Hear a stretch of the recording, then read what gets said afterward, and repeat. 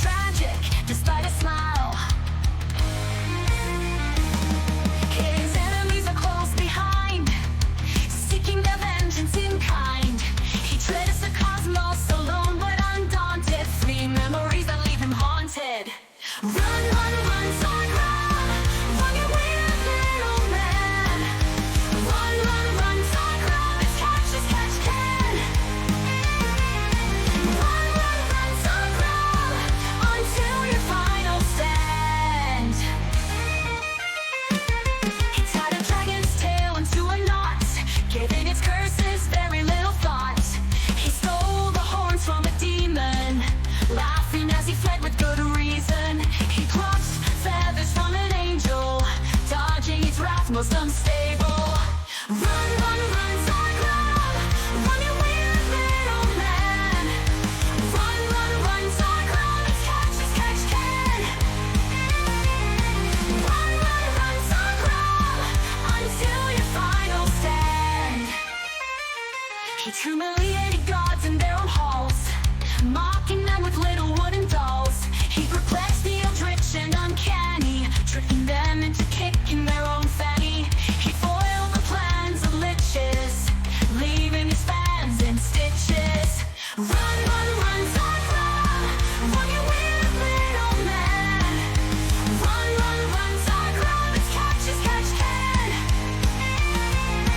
Run, run, run, Zargram, until your final stand.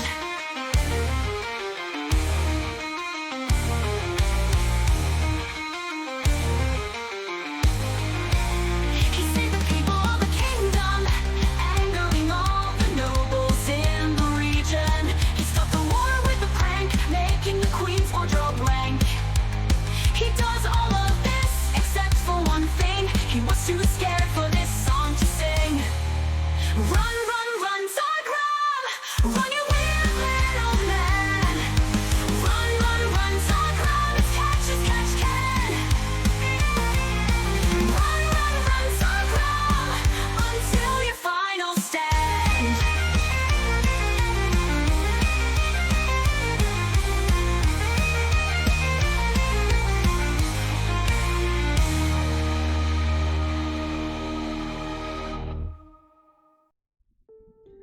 Hello again, everybody. I am Zargram Xanders, and I want to welcome you all to my studio. I'm a magician extraordinaire, and I like to stream all sorts of stuff. We do stuff from playing games, we interview other VTubers and PNG tubers, and we also do Twitch Plays D&D. So I want to welcome you all to my channel, and we're doing a audience pick today, or we're starting one. The chat voted to play... Or voted for me to play Elder Scrolls 4 Oblivion, the remaster. So we're going to be starting it today. Now, I realize that when you're playing a Bethesda game like this, if you allow it, you can go forever playing one of these games because there are so many things to do. And I'm not a speedrunner. So we're going to make a fresh save file, and our goal is going to be pretty simple. Our goal is going to be do the Mages Guild quest, and do the main quest. Now, I might do some other quests here and there, but I like to have my playthroughs to have a beginning and an end, so I will actually try and actually reach the end and then, you know, end it off there, because I don't want to play it forever. But yeah, that's the plan for that. Anywho, I tell you, I was feeling kind of strange. I was feeling a little bit, you know, warm and a bit lighted, and then I was dehydrated, so I had to make sure I got my little Dungeon Master's tankard filled with water, so I have enough water for the stream. But anyways, there's also stuff that's going to be happening later this week. I should be having a the Sometime Show episode 3 tomorrow at about 3 p.m. Eastern Daylight Time. So let me put that up on the stream. It's going to be with Alice Crow. They're a friend of mine, and they're a PNG tuber from Germany. So, and that's the reason why it's going to be at 3 p.m. tomorrow. It's because of the time difference. Because it's a talk show, without the guest, there is not much of a show. So, you know, we have to basically move the schedule around for that purpose. Anywho, yeah, so please watch for that. That's going to be tomorrow. I think it's going to be a good show, and it's going to be a lot of fun. Anyway, with that in mind, let's see, is there anything else I want to mention? Oh, this Thursday we're doing Twitch Plays D&D again. That's going to be on, hang on a second. That's going to be this Thursday at 6 p.m., which is the normal time I stream. Right. I don't have a card for that. But anyway, and what we do with that is, I will illustrate what you guys do live, or I'll illustrate the scenes and stuff like that, and the characters, and I'll voice the characters and whatever. And the way chat plays with it is they vote in polls. Like, I'll make a poll that says, okay, you come to a fork in the road. You take the left path or the right path, and then chat votes. We take about 2 minutes to take a vote, and then we just proceed from there. It's kind of, I have to voice all the characters, I run all the monsters, and we have a really, really pared down way of doing it. But you know, we have fun. We're able to squeeze it in about 2 hours, 2 to 3 hours or so, provided I don't pass out from exhaustion like I did that one time. Anyway, yeah. Also, I want to give a shout out for Lace, because they raided us while we were getting ready. So I want to shout them out right now. Thank you so much. Wait, that's the wrong command. Wait, I need to go to Twitch and actually look up how the name is specifically. Okay, hang on. I can go to, there it is. I can just use the alert from here. Copy, boom, we go here. And where was I? Here, there it is. Okay, boom. Wait, no, it didn't copy. Okay, so it's, I'll just do it manually. Fine. Lace 4 Forest. Okay.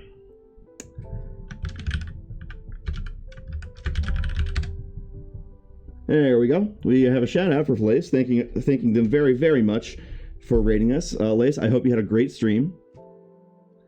And Phantom Alice, I want to say thank you so much for coming by. I don't know if you can stay for very long, but thank you all the same. And yeah.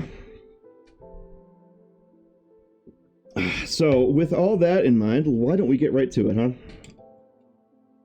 So let's get over to the gameplay scene in OBS. I'm gonna get my glasses on so I don't lean in and make myself sick from getting too close to the monitor. Alright, how's that looking? That looks good to me. Alright. Alright, now let me just go here. Okay, and we're gonna want to do... Well, first I want to open up this game. So go here. There it is.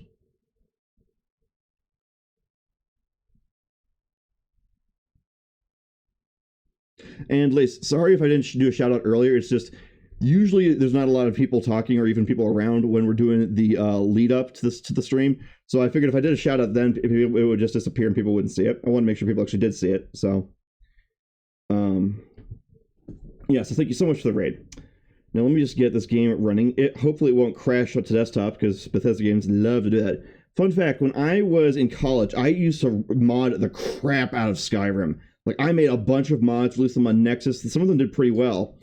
And, yeah, that was a lot of fun. I was so addicted to modding in the creation engine, I missed a date with my girlfriend, and I suffered greatly for it. Yeah, I'm a nerd. I'm a nerd through and through. I don't know what's going on here. Why is it taking forever? Game capture. Boom. Bam.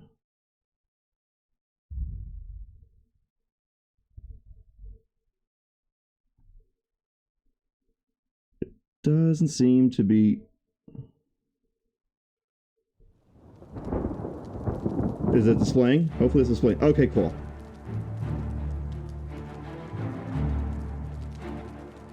Now, hopefully this isn't going to chug along.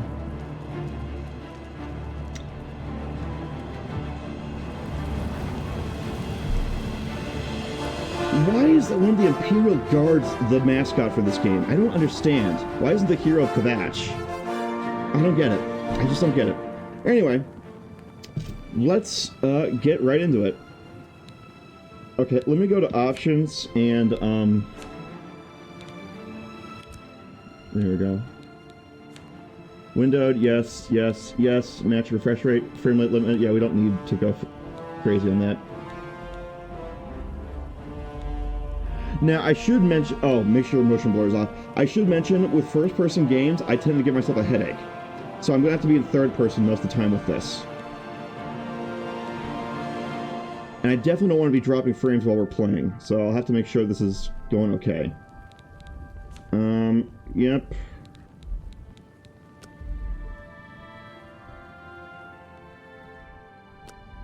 Right. Okay, cool. Alright. Well, with this in mind, we're going to make a new character. Start a new game, and we're going to make a version of me in this game. I was born 87 years ago. It's been 84 years. For 65 years, I've ruled as Tamriel Captain Emperor. Picard. But for all these years, I've never been the ruler of my own dreams. That's a giant I rock have on his seen neck. the gates of Oblivion, beyond which no waking eye may see. Behold, in darkness, a doom sweeps the land. Dinosaur, yeah!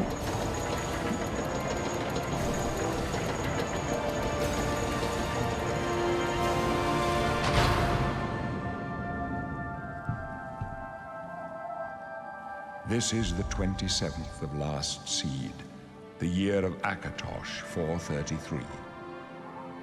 These are the closing days of the third era and the final hours of my life.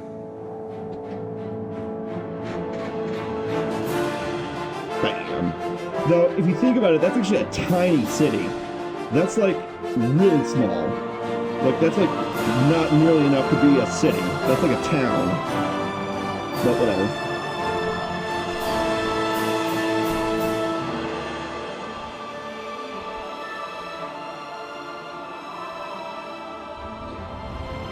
You know, that audio might be a bit loud.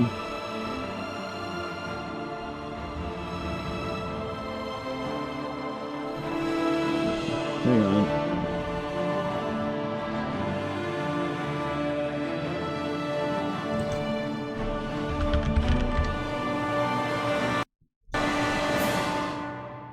Hang on, I might add a few things to make sure that we get this stuff under control.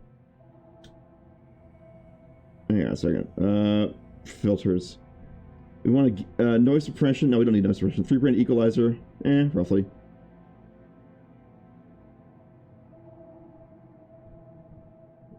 I might just do that. I might just do a 3-band equalizer on this.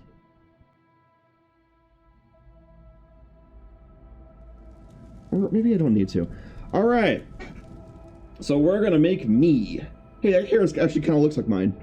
Kinda. It's a bit longer than what I have. So, we're going to play a human of sorts. We're not going to play one of the Mer. We're not going to play a Khajiit or Argonian. A Breton. In addition to the quick and perceptive grasp of spellcraft, even the humblest of Bretons can boast of resistance to magical energies. Summoning and healing magic. That sounds like me. Bosmer, Redguard. That's a Nord. Well, I would definitely be a Breton. Oh, we have Origins now. I don't remember that from the original one. Hey, we got rated by Lace. Go ahead and give them a follow. They're a super nice person. They like to do Zelda stuff. And thank you. Welcome to the stream. I'm going to be trying to create me in Oblivion. We're not going to make one of those, mutant type characters like everyone else is. But yeah, I'm going to try to make myself. So I'm going to make myself a Breton, I think. But welcome on in, Ure. Spend times on the docks of one of the islands.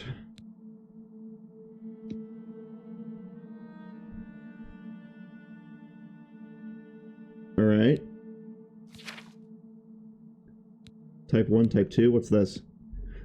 Type 1 is girl, Type 2 is male. But, alright, whatever. I don't get it, but okay. I'm pretty pale in real life, so that complexion works fine with me. Alright, here's the hard part. Making this guy look like me. I need to get a painting or a picture of myself and actually make this work. So let me put an image on the screen And I'm gonna see if I can, actually, I'm so stupid. I can just look at my model. Duh. Alright. Let's see if we can make this work. So, the brow seems mostly okay.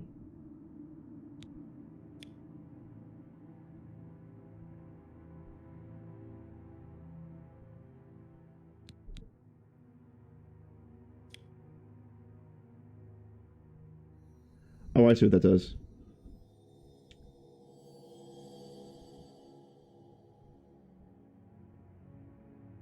Boom. Okay.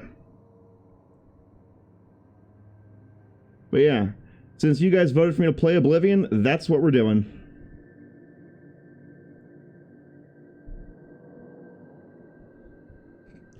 Alright. So the brow seems okay. The cheeks...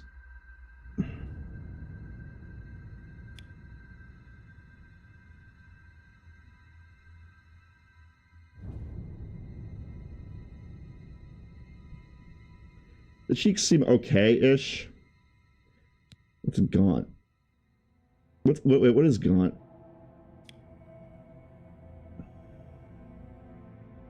Oh, okay. It's not gonna go like that.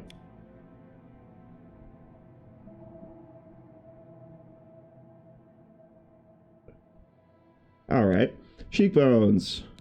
I think I have high cheekbones.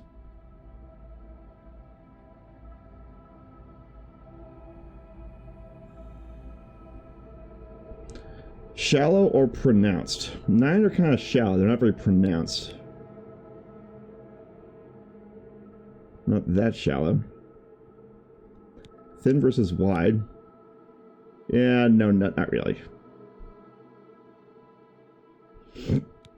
Alright, that seems okay. Alright, so I keep looking back to my model in this. So, the chin...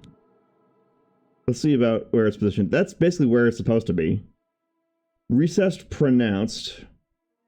Wait, what is this? Wait. Ah. A little bit there.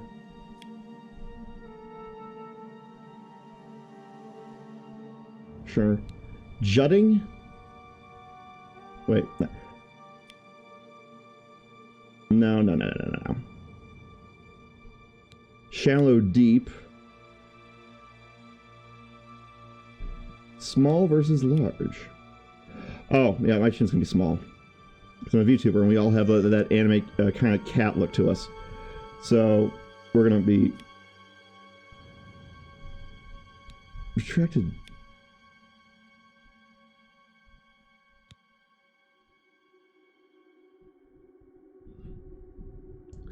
What is this? Wait, what does the setting do? Ah, there, okay. Short versus tall. My chin is not very, very far away. Holy crap.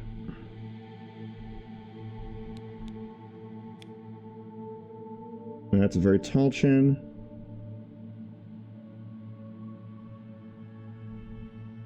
Look at that kissy face he's making with his lips. Little kissy face.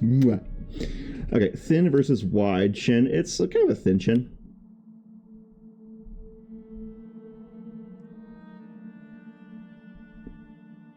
You know, I almost wonder if I should bring the brow. Oh, wait, no, the brow is just there. Okay. Eyes. Down, up. They're a little bit closer together. Like around there. Not much of a tilt.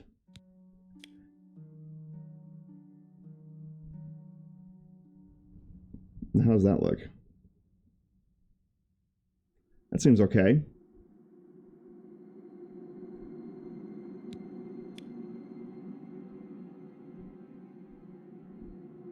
That seems alright too. Face. But I thought we were doing the face. What is this now? Brow, nose, chin. Heck is this? Yes. Oh, wow. I think I like the balance where it's at. Forehead, Celian, nose.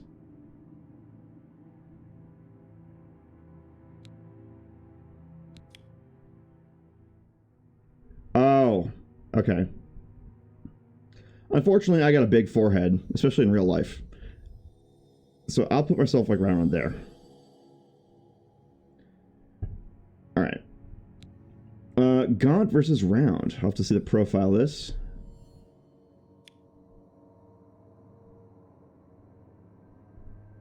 Hang on a sec. I can't get a very good look at what that's doing.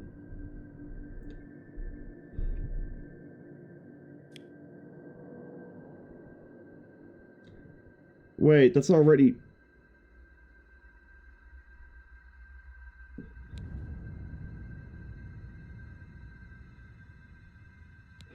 I hate the hairstyle. But we are going to fix that. Thin versus wide. Oh, I see.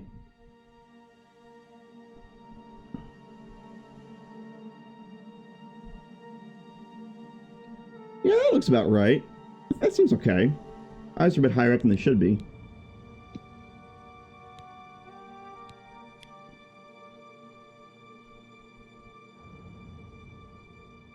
About there.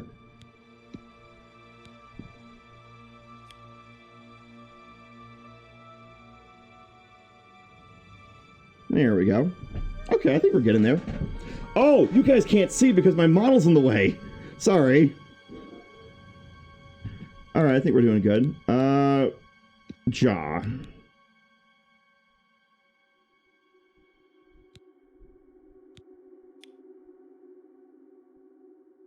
Oh, excuse me, sir. I speak to your manager. I'm gonna shrink my model down just a bit, just so you guys can see better. Me. Alright. Anyway. I do not have a chin like that. I think that'll be fine.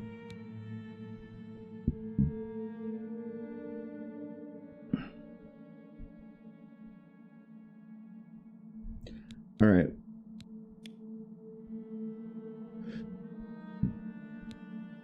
Jaw, neck, slope. Okay.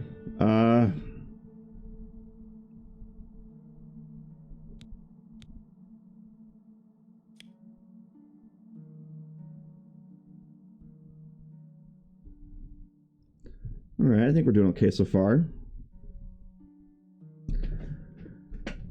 I don't know, those cheeks kind of feel a bit gaunt to me. I'm gonna actually, I'm gonna bring this out just a bit.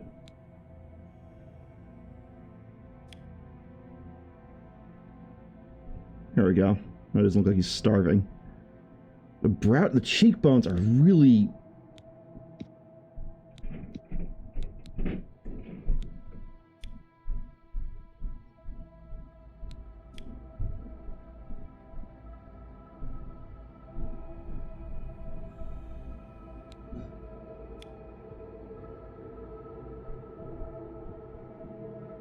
Yeah.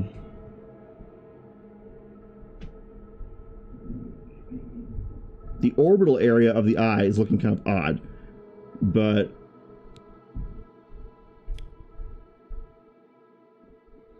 there we go. That's not so bad. What do you think, chat? What do you think? All right. Drawn, pursed. Well, right now he looks like he has a bit of a kissy face, so let's...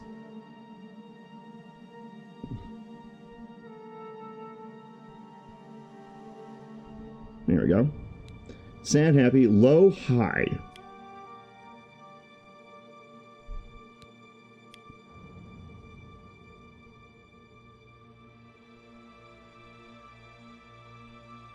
All right.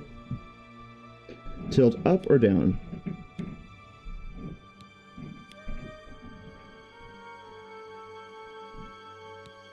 I think that looks okay to me. That looks fine. All right.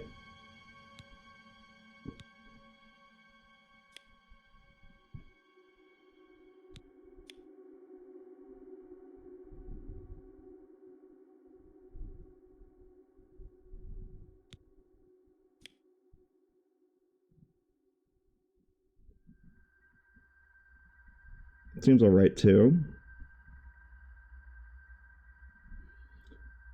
Alright. Now the nose. Now I have an uncle who's a plastic surgeon, and they I've heard that the nose. Why am I making Jimmy Neutron? Tarth, go eat an ass. That's kind of what I look like, okay? Jeez. Screw you. You're just jealous because my brain is big and your brain is small. Ooh, ah, ooh.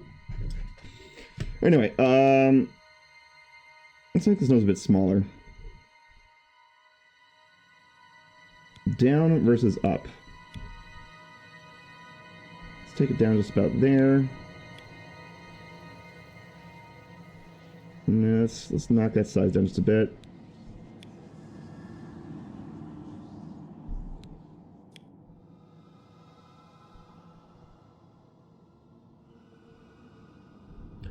Alright, region, concave, convex. What are we controlling here? Oh, okay, okay. Oh, so this is how you can make, okay, those kinds of noses.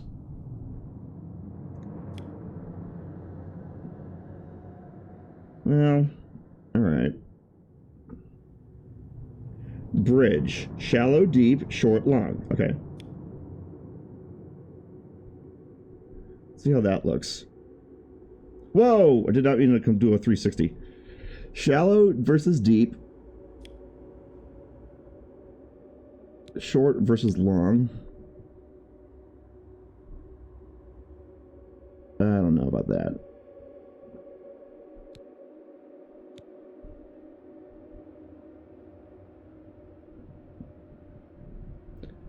Looks like this was a bit smaller. Tilt, let's say.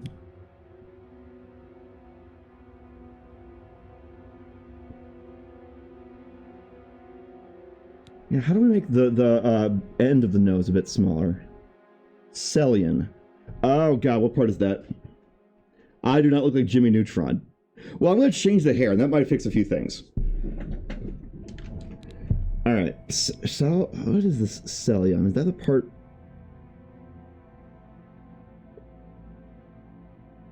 What is this? What is the Cellion exactly? Oh, it's that part.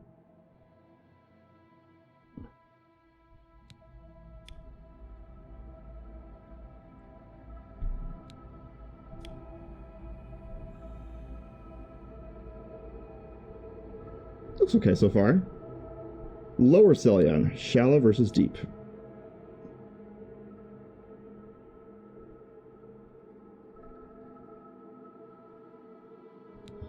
Alright. What's tone? Oh, hello. Let's go with, oh, these ones look right. That looks like the color of my eyes, or my VTuber eyes. Cellion, these nuts. That doesn't even make sense.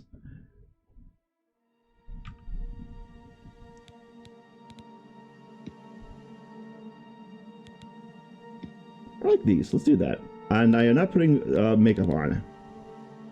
You can do that with your character if you want. Tartala's just redeemed gender swap. God damn it.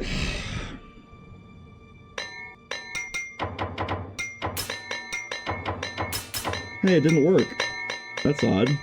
Oh, did you mess it up by doing the tool time right away? You might have messed it up by... You might have messed it up by doing the tool time. Ha! You undid yourself, Tart! Ow!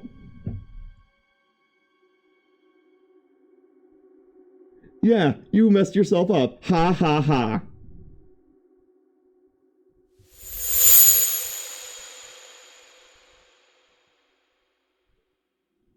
Fuck you. Ow! It's more like my hair. Though it's not quite that long.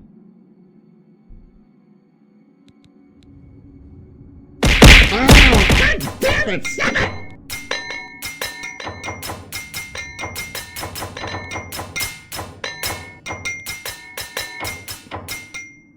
Stop it! Kind of looks like Aragorn.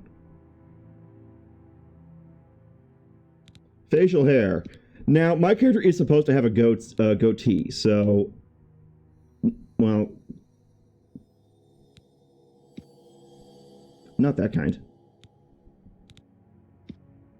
Not that. That's not a porn star mustache. Too much.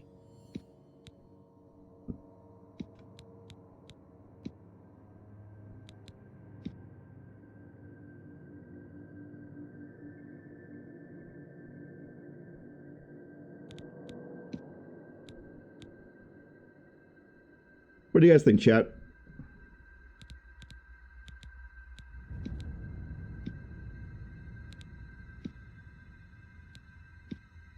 Do the Farquaad hair? What's the Farquaad hair? What's the the Farquaad hair? Oh, that must be the hairstyle that's called a bob. Is it this? That's kind of a bob.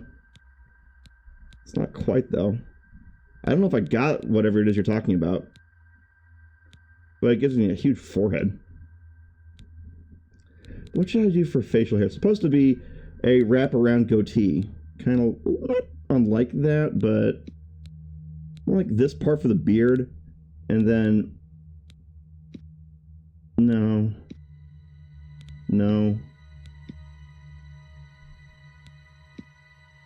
No, too much. It's supposed to be like around like that. That's about right. I look like Jesus from Temu.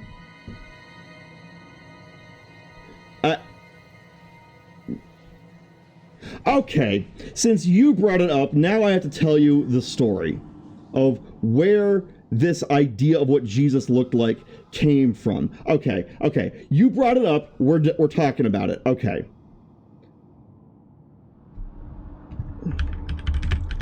The idea, the image you have in your mind of Jesus of Nazareth is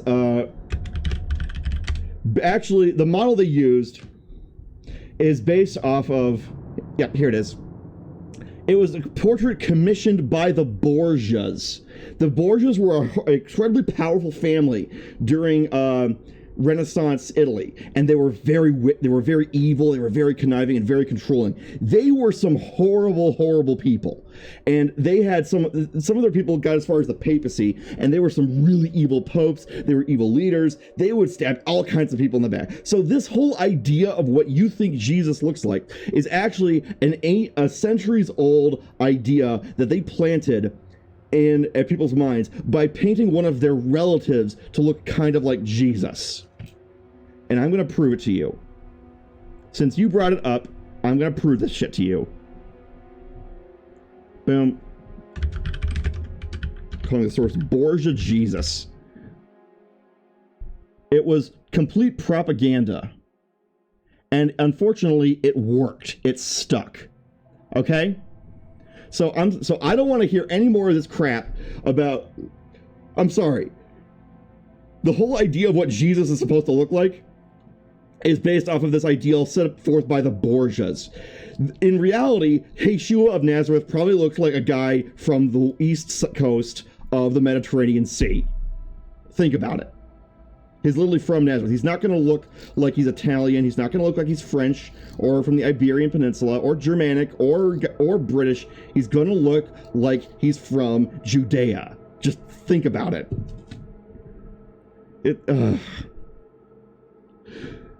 I can't believe the Borgia influence goes this long and this far. Anyway, so this is kind of what I'm supposed to look like, but the beard isn't wrapping around the way it's supposed to. Maybe like this? I guess that works. What about this? That's better.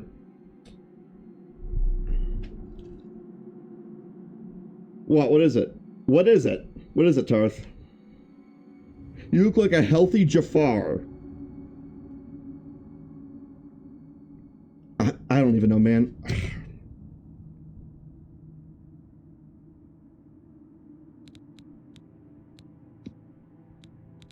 There. Alright.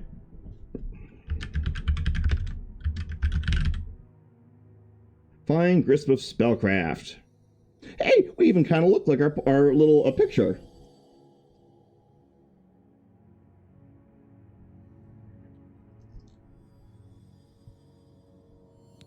Boom. I'm content with this. We are selecting Breton. Because we're going to play a mage in this one. Hey, Valen. Pale skin, snotty expression. You're a Breton. And The you're a masters of dickweed. Magica. Hey, at least I'm getting out of here, Valen. Nothing but a bunch of stuck-up snobs with cheap parlor tricks. Hey, at least I don't worship the fucking Daedra fucker. Go ahead. Try your Magica in here. Okay. You got it, buddy. Here we go.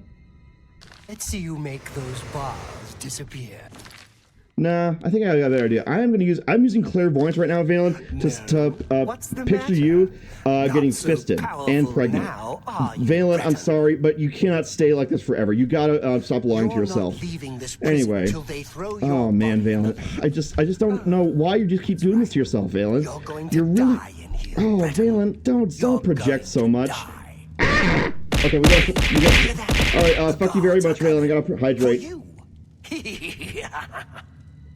All right, Valen. I'll see you later if I ever come back as Dark Brotherhood, and that way I can just like set you on fire. Bye bye.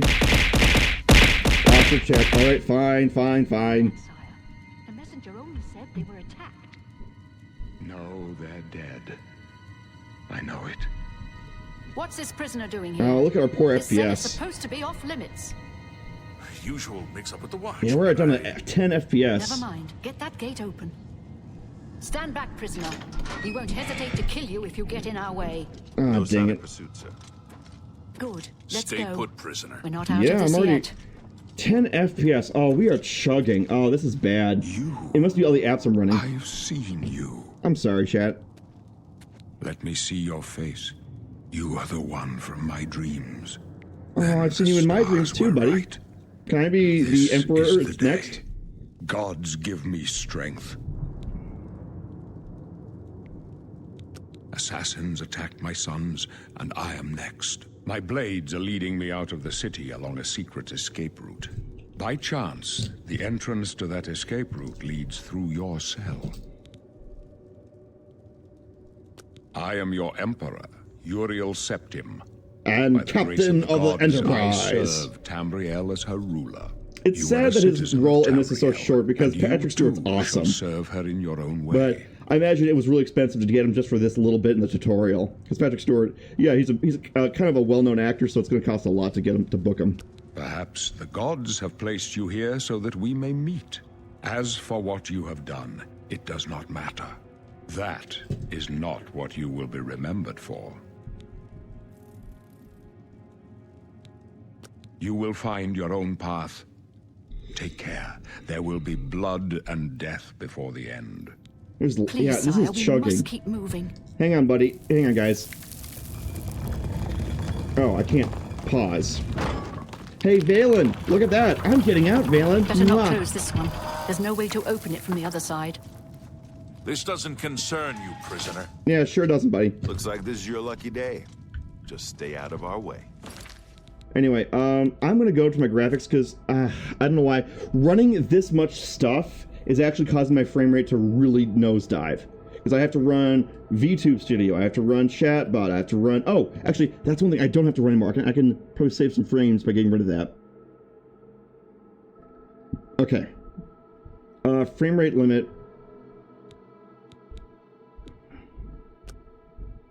We don't need VSync, I don't think.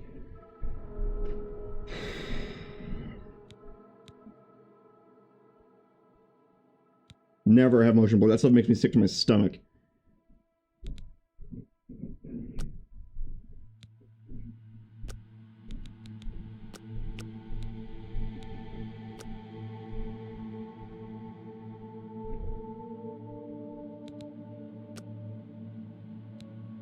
All right. Let's try that. Well, we're doing a little bit better. We got about 10 more frames per second off of that. All right, now I'm going to play in third person because if I do this in first person, I'm going to make myself sick.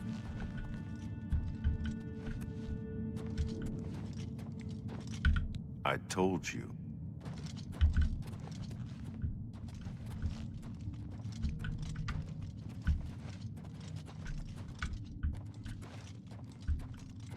All right, I played this game.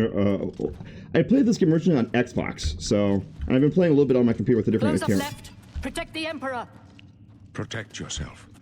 The captain's down.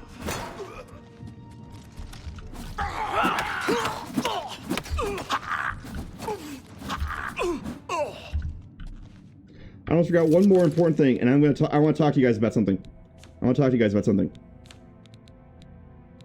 When I play games like this, when I play Bethesda games, I'm going to tell you this right now.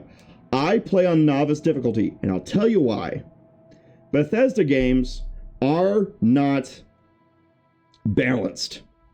They're not. And there is one thing that annoys me, and that's the fact that you can be the most powerful you can possibly make your character, and a mud crab is still dangerous to you. I find that dumb. But I'm going to let you guys input on this. Should I play on a harder difficulty setting? In fact, let's make a poll. Alright, hang on, we're... new poll.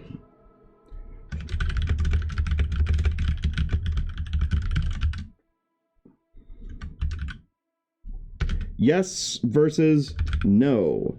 And we're going to run this for just 2 minutes. Start a poll. Alright, guys. Vote now on what we're going to do. Am I going to play this on a harder difficulty, or are we going to do this on an easier, on the difficulty I usually play on, because the combat and the leveling is just silly in Bethesda games. Like when I was playing New Vegas, I thought it was annoying how I could shoot someone in the head with an anti-material rifle and they don't die instantly. And I'm like, I don't care if you're a raider bandit. The fact that I shot you in the head with a 50 BMG round in New Vegas should mean that you die in one shot. It's just... frustrating. Okay, we haven't had anybody vote. Tarth, can you... We have one vote. Yuri, are you gonna vote?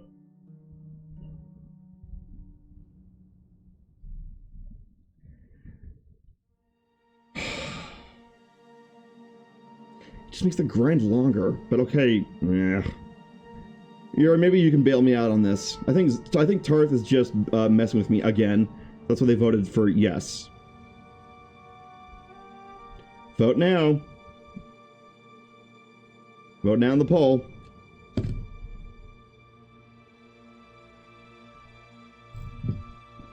Yeah, Tarth just likes to mess with me. That was you, Brown Wolf? Oh, well, now we have two people. Hey, Brown Wolf. Well, good to see you, dude. Good to see you. Welcome back. So everyone's voting that I should play at a harder difficulty. Okay, fine. I won't like it, but I'll still do it. The combat's so dumb in this game, though. Alright. But it's good to see you guys. Alright, yeah, we have a mandate. It's played difficult. Fine. We'll play on one tick up. How about that? Apprentice. There we go. We'll play on a harder difficulty. No, actually, we're not playing as a stealth build, Tarth. The reason I've already decided, that's why I picked Breton. We're going to be playing as a mage. I'm going for the mage's guild thing because my character Zargram Xanders is supposed to be a mage. So that's why we're going the mage route. We're not doing the stealth route.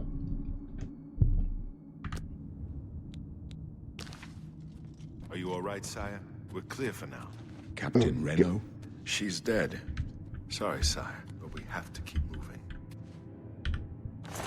I remember doing this. Take one of those, and take her katana. Thank you. How could they be waiting for us here? Oh, I forgot I made my character have black Go hair. back now. I look like Don't worry, Aragorn. sire. We will get you out of here. They won't be the first to underestimate the blades. There's trouble ahead. I'll take point. Let's move. You stay here, prisoner. Don't Character try to stealth follow magic us. build. I don't like to be a wizard, okay? I don't want to be a rogue. I know these games are, like...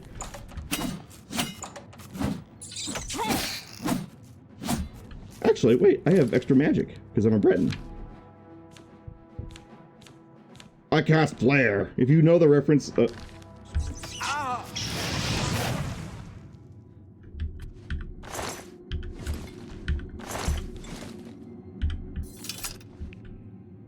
Alright. Oh, hello. I'm tempted to play this with glitches, but I might also just do it glitchless. Wait, why didn't it fire?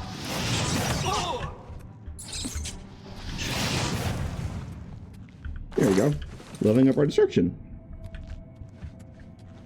Shit, it is easier to... Oh god, that's making me sick to my stomach if I do that. Oh god. It is making me sick to my stomach if I'm in... Magic Missile in the darkness. Oh. I need lockpicks. Okay. What's this?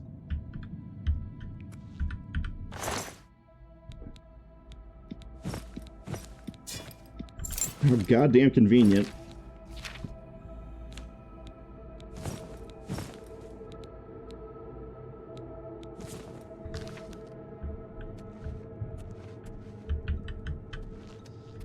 Yeah, I need to be careful how fast I move, otherwise I'm going to make myself sick to my stomach. You know what I'm going to do? I'm going to turn off auto run, because otherwise this is going to run around really fast. I'm going to make myself sick.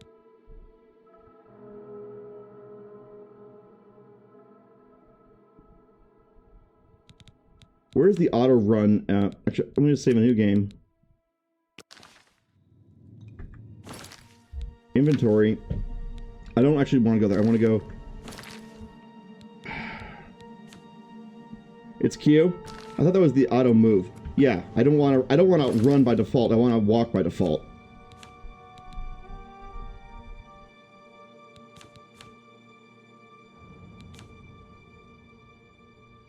Sprint is shift left.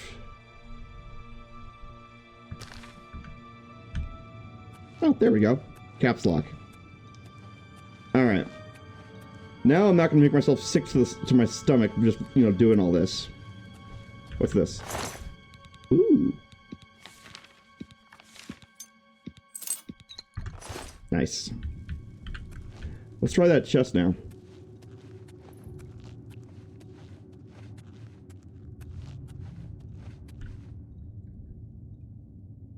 Look how low the frame rate is.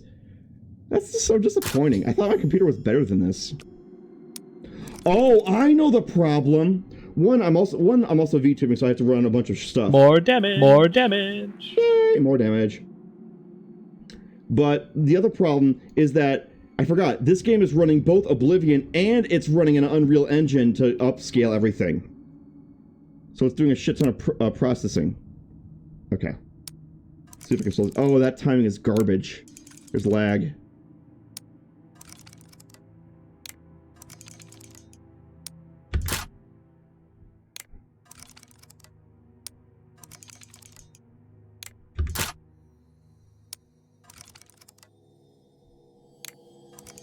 Come on, baby. All right.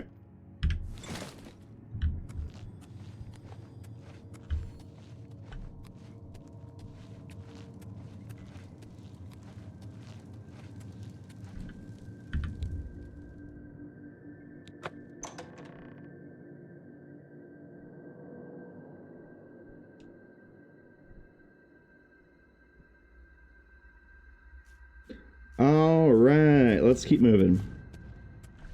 Oh.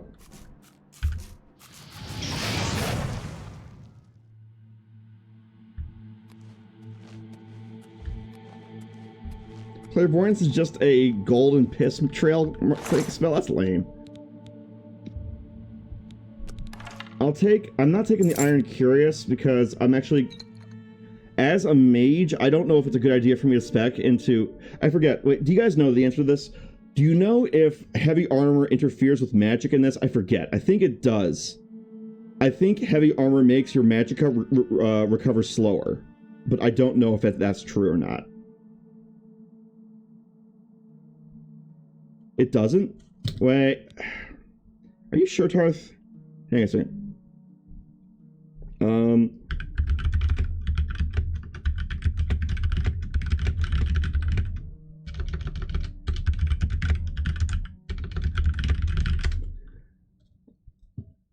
Let's go here. Let's see. It reduces your spell effectiveness. Okay, I had a feeling there was something that interfered with it.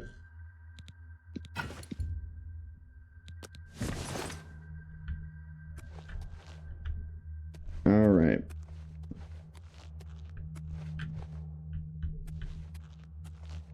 Yeah, it's really chugging. Why is it chugging so much? Allows the game to render a lower base resolution frame during times of high load to balance between performance and image quality.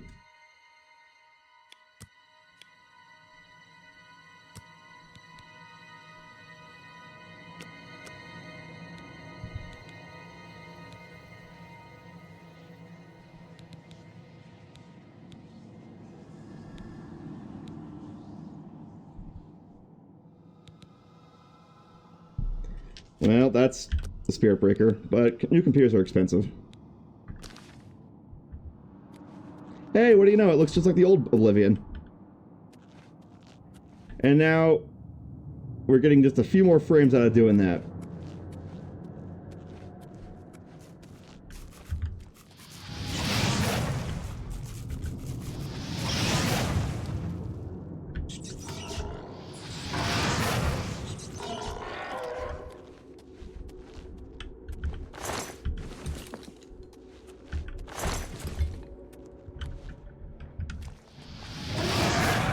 Burn!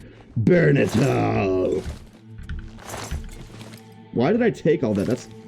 Why did I take that? This is just a reflex. I do not need all these bones. I do not think I'm going to be doing...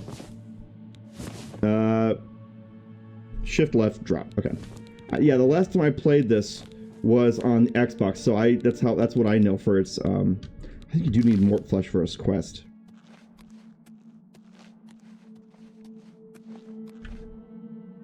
Huh. You know, by forcing myself to walk like this, actually, I get to see a lot of stuff I usually skip over.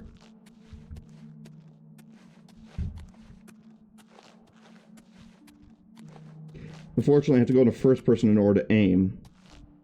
Or at least in order to aim better, because there is a reticle, but it's awkward.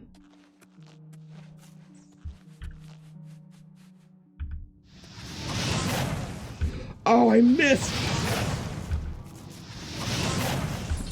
You gotta be kidding me.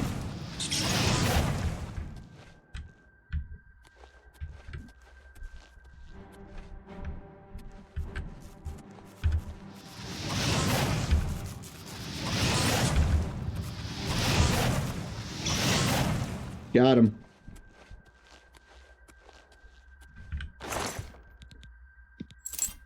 Now, there's another thing I think I want to do. I don't think I want to fast travel in this game. And I'll tell you why. I think I want to actually normal travel wherever I go. And the reason is so that we'll run into more funny glitches along the way. I think it'll make for a way better experience if we avoid fast travel. That way we can see a lot more Oblivion shenanigans. What do you guys think? Good idea or bad idea?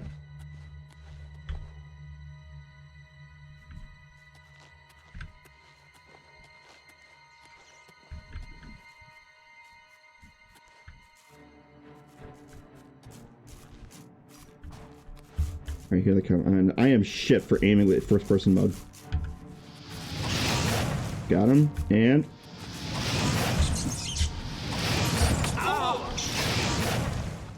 there we go.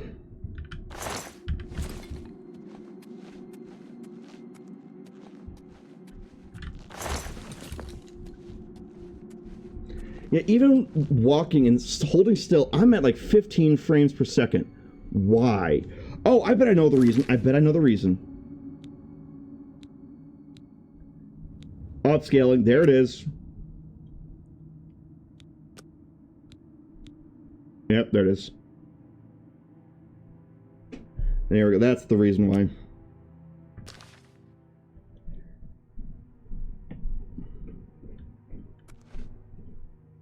Gates are spawning over before it's supposed to be. Yeah, I'm down so many frames again. What is going on? What is using up all my RAM? Maybe I need to...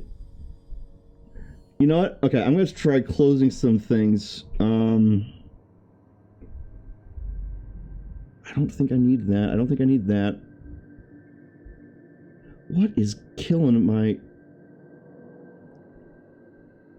Alright, let's...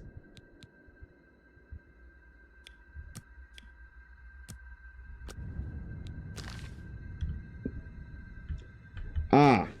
So if we go into shitty mode, then we suddenly get our frames back. Lovely.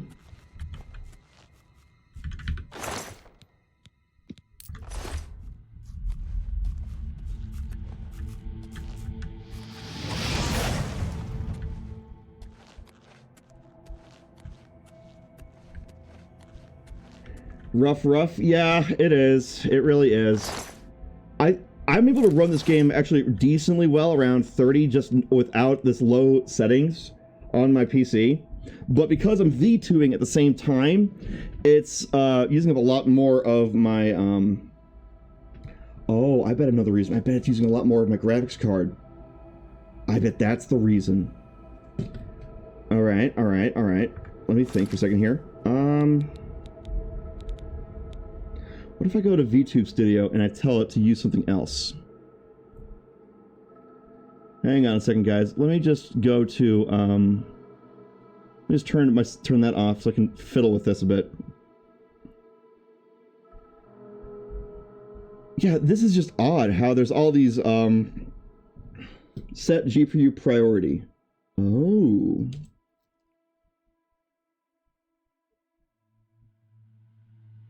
No, I do not want this to be a priority. I want this to be a priority. Ooh. Maybe that'll help. We're doing better now. We're around 30 frames per second.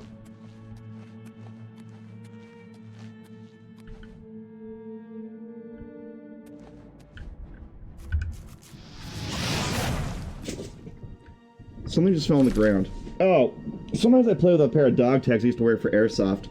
My hands, and that just fell on the ground. Okay. Yeah, this is really bad quality. I'm sorry, guys. I don't exactly have the money for a better graphics card. Though, if you guys wanted to help me with that, feel free. So that's why it's running so bad. Is that it's VTube Studio. It's fighting for priority with the yes, and we got a bunch of frames out of that. So that was the problem. It's VTube Studio that's slowing me down.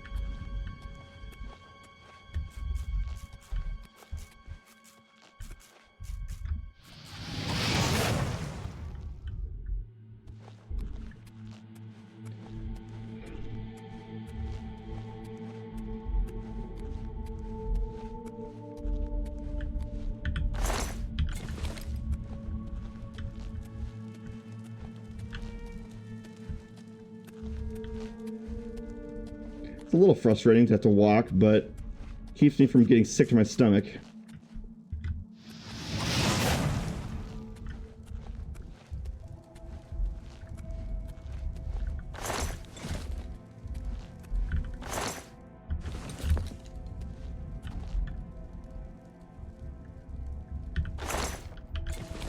Let's drop that bone. I don't need that. I have to manage my inventory.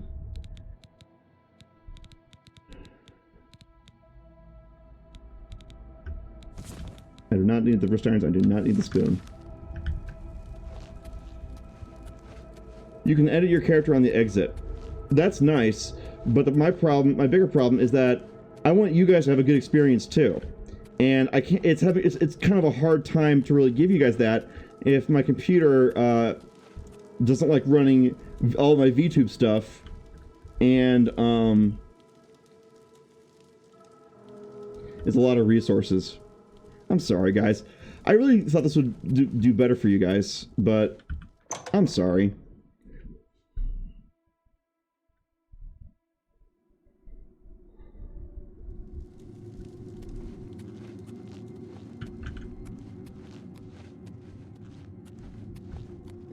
Use a static PNG. Well, I don't have a female version of a PNG. Not yet, anyway.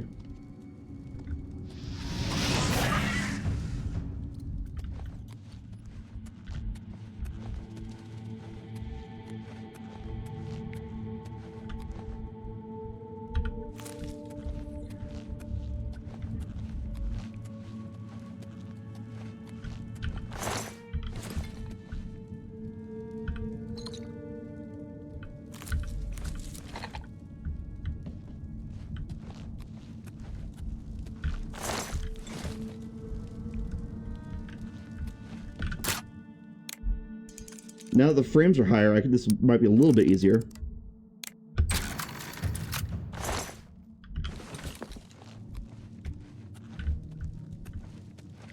So are you guys saying I should switch out from my V2 model and just use a... Okay, we're going to vote on this. We're going to make another vote. I'm going to poll this. To improve the possible quality of Oblivion, should I change to PNG?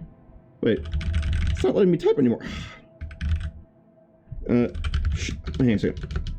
Should I change to PNG mode to save frames? Yes. I don't care is the middle. I don't care. And no. Okay, we're gonna start a poll.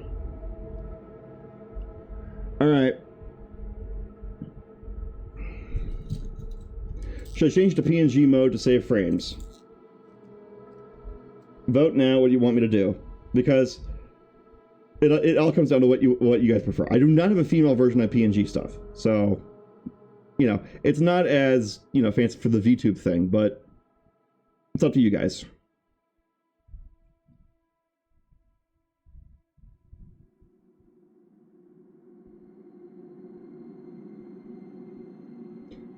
Alternatively, someone could maybe buy me a better graphics card. Me. No, I'm just kidding. No one's going to do that. If it potentially works, helps, go for it. We have one I don't care, and we have one yes.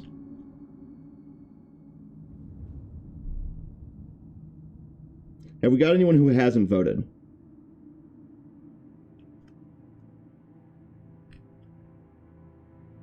You know, I haven't used PNG mode in forever. I wonder if it still works.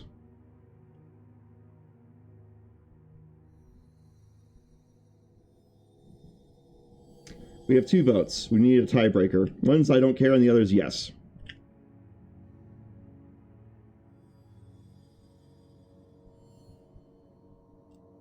Almost there.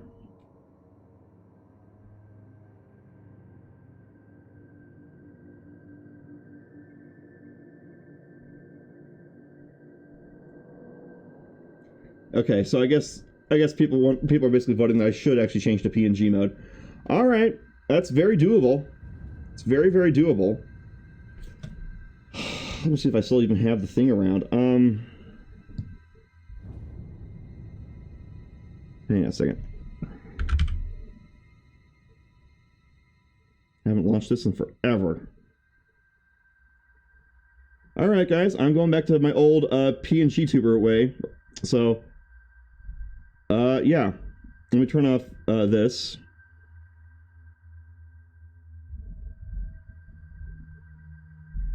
And we're going to come back with, boop, close that window.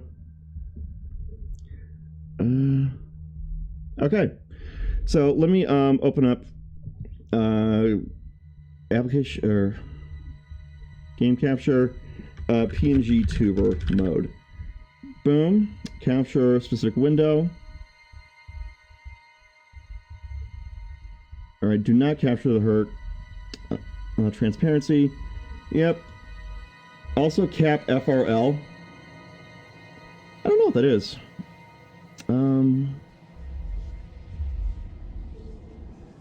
Oh, I need to actually hang on. Whoop, boop.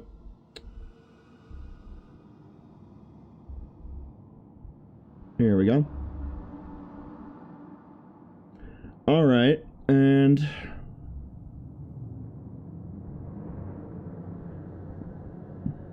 what is with... Oh, that's why it has to be... Okay.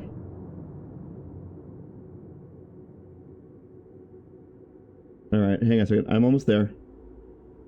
Alright, there we go. That ought to be fine for that. We're going to move this all the way past that. And let's... Boop. I'm back in my old form, back from over a year ago or so. But this ought to save a fair number of frames for us. So let's give this a shot. Holy moly, we're up to like 80 frames! Good call, guys, good call. Alright. Okay.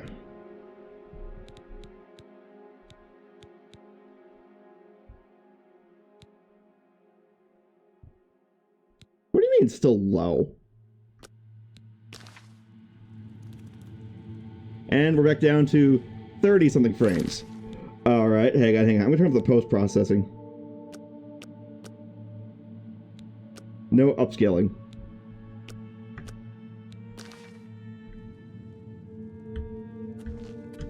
Well, it looks better now.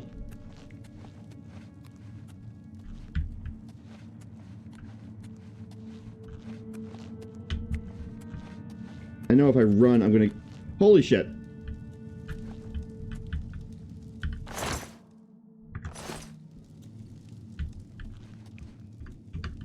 You know, it feels more immersive to have him walk everywhere.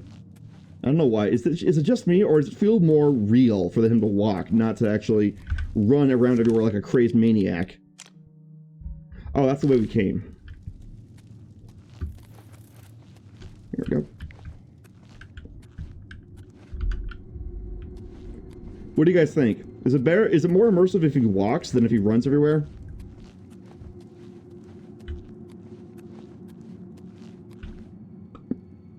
Test. Okay, so I'm not getting that green thing. Okay. I was worried for a second that there was a green outline on my thing. That doesn't look very professional. Alright. Oh, we got that one already. We got that. Okay. I wonder... Hey, maybe you guys can help me with something here. What if I tell you what kind of motherboard I have, and you guys can help me pick out to see if there's a graphics card that would be good. Oh, hello.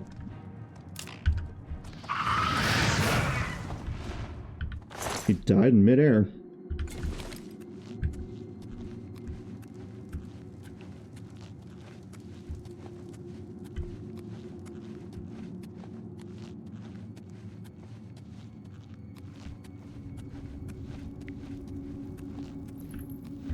Okay. Hey, Spiper. We're playing Oblivion. I'm trying to make it so that there's enough frames to make it worthwhile, but my PC is from 2018, and it has an old graphics card, so it's not doing the best. It's chugging along at like 22 frames, and I had to revert to my PNG tuber mode because, well, chat voted on it because they said it would help save frames. It certainly did because,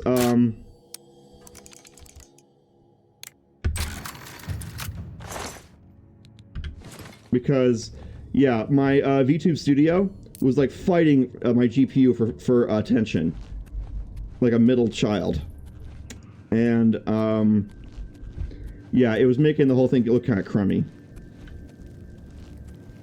Especially now because it's I happen to know a few things about the creation engine, and I also know that it's very, very unoptimized.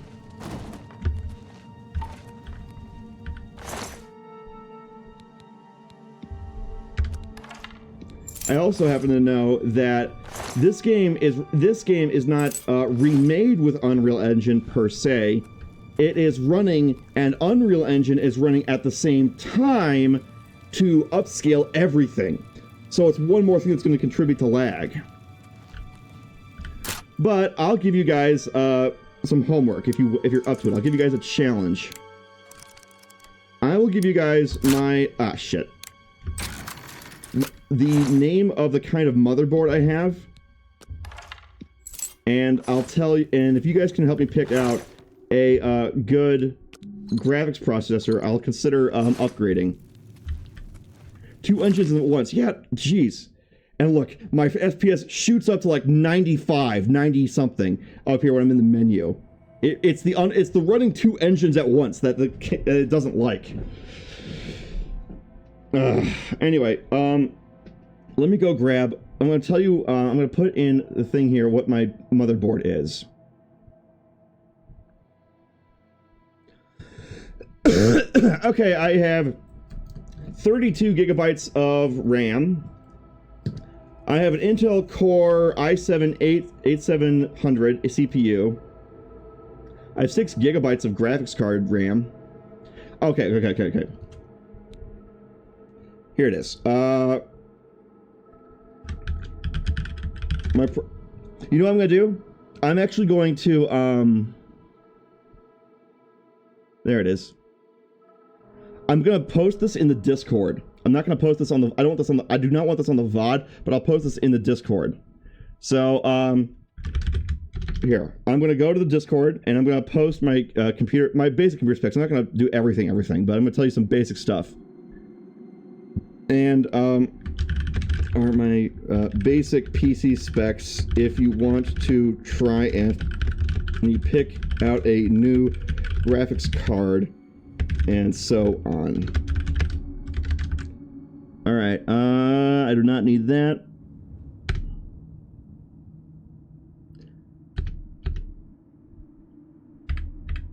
And let's do that and that. Alright, check the Discord and general chat if you want to see what I'm running. So go ahead and take a look-see there if you want. If you're interested in your mission, should you choose to accept it, is to help me pick out a new graphics card. Meanwhile, I'm gonna go keep playing this. And I think it kind of makes the game a bit more immersive too, inside of or outside of combat, to walk than it does to just run everywhere all the time, you know, like...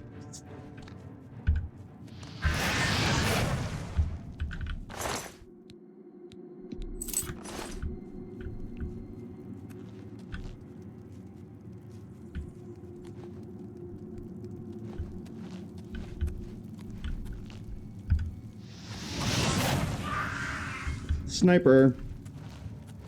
Not the best sniper because they can see me. Got him.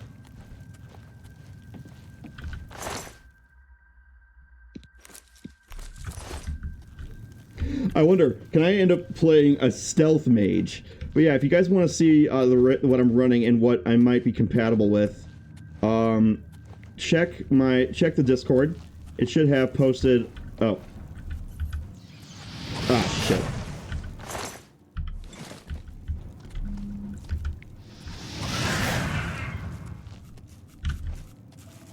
Oh, rats.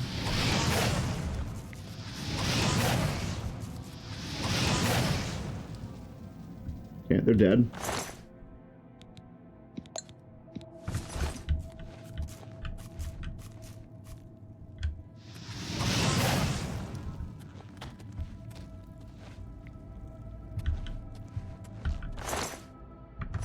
Where's that staff they had?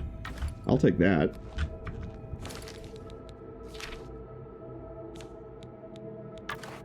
Ew! Look how disgusting that is! Ew!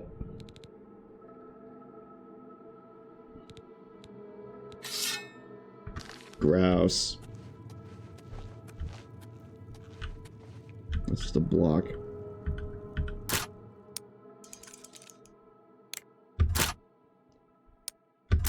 Why is that a failure?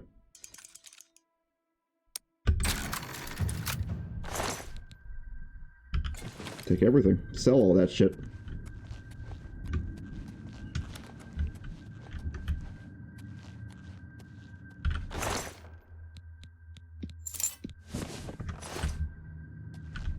I'll take an iron longsword just in case. And now I have to walk anyway. I do not need a rusty dagger. I do not need a rusty war axe. These do the same damage. So, whatever.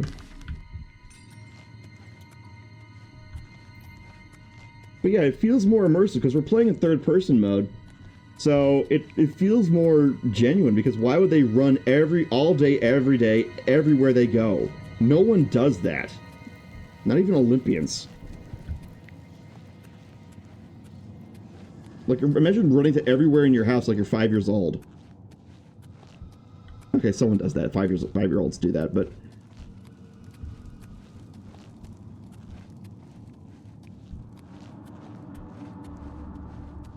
Alright. Am I going the right way? I think I am. Yes.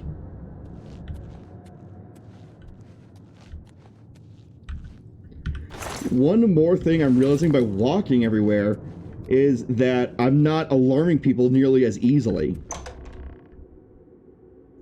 Yeah, for sure. It's definitely more immersive. I was doing it just to help save frames and to keep myself from getting motion sick, because otherwise, if I run around indoors in games like this, I might get motion sick. But actually, this is kind of chill. Like, I'm kind of digging this vibe, because this feels more like, well, real life. In real life, you don't run everywhere. Protect the Emperor until help arrives. Help? What makes you think help will get here before more of those bastards? Here they come We need to again. get the Emperor out of here.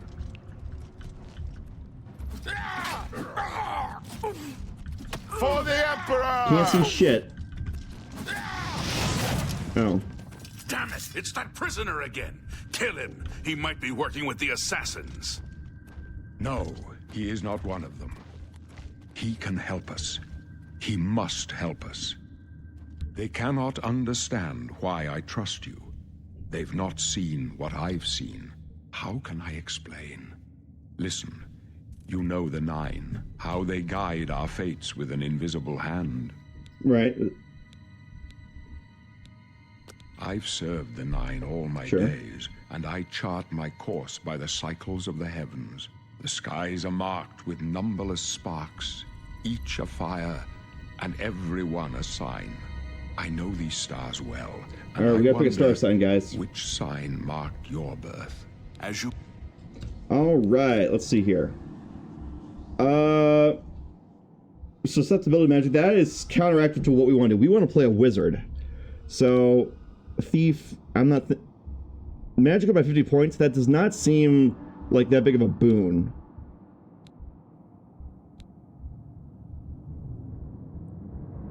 You just get spells for that.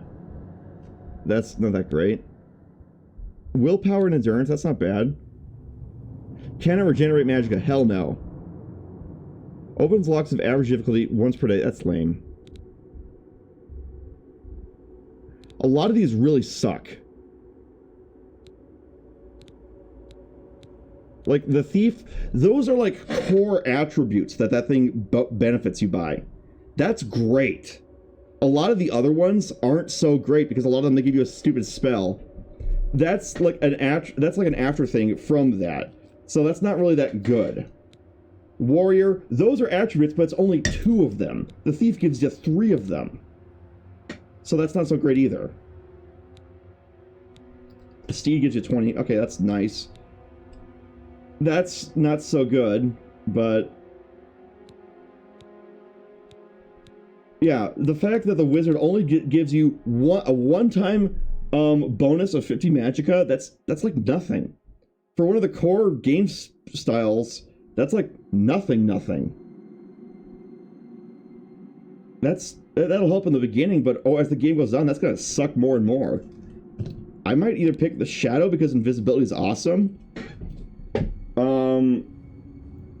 or I might pick actually no, invisibility dies the moment you use anything. So no, invisibility sucks too. It's like the only good one is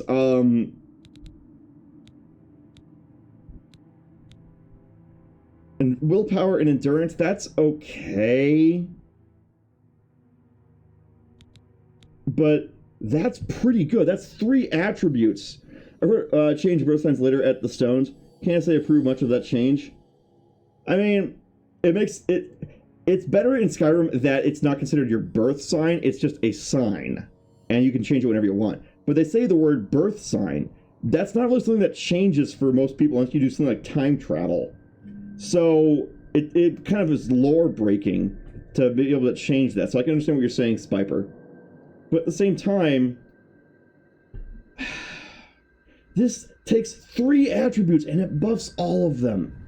It seems dumb not to select this. Am I crazy, chat? What do you think? I mean, this is like the best one out of them, isn't it? Like, easily. It's imagine if you're playing D&D and you can pick a background that either buffs 3 abilities like Strength, Dex, and Con, or ones that just give you a daily spell, or ones that only do 2 of them. This is, like, really good. I'd be dumb not to take this. What do you guys think?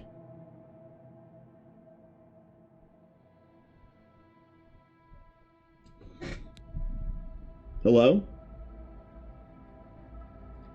And you can max out all those attributes anyway, but it's definitely not bad. You're choosing Thief in any way. Haha.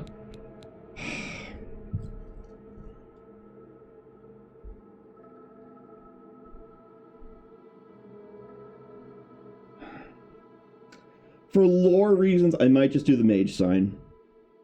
Because Spiper's right, we can max it out later. Not as good in OG since you can increase luck faster in this version.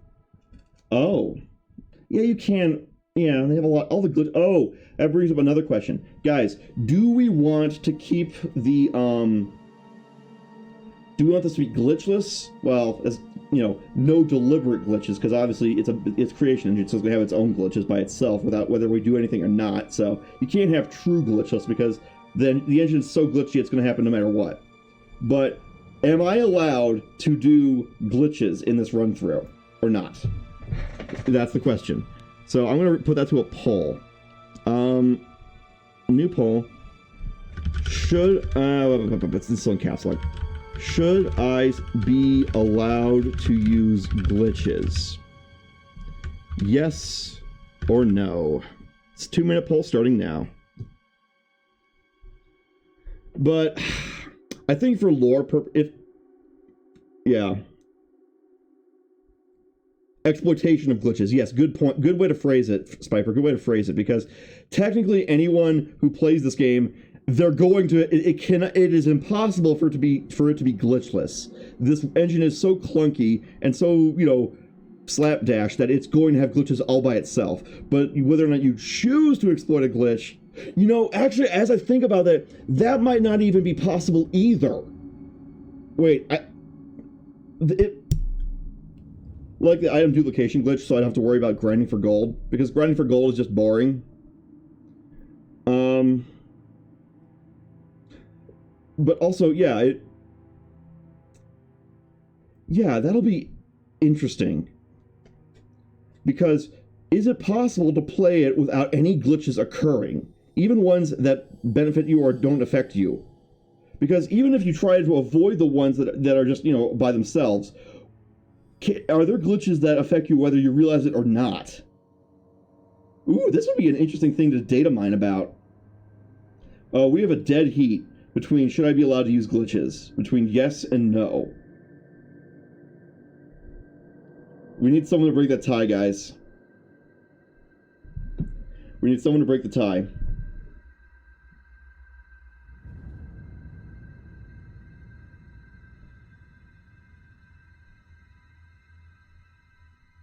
We have a few seconds left, and we need one person to vote and break the tie. Feeling on the fence. Some glitches can be entertaining. Depends on how you want to play. I want to have fun. I'm not doing this to challenge myself.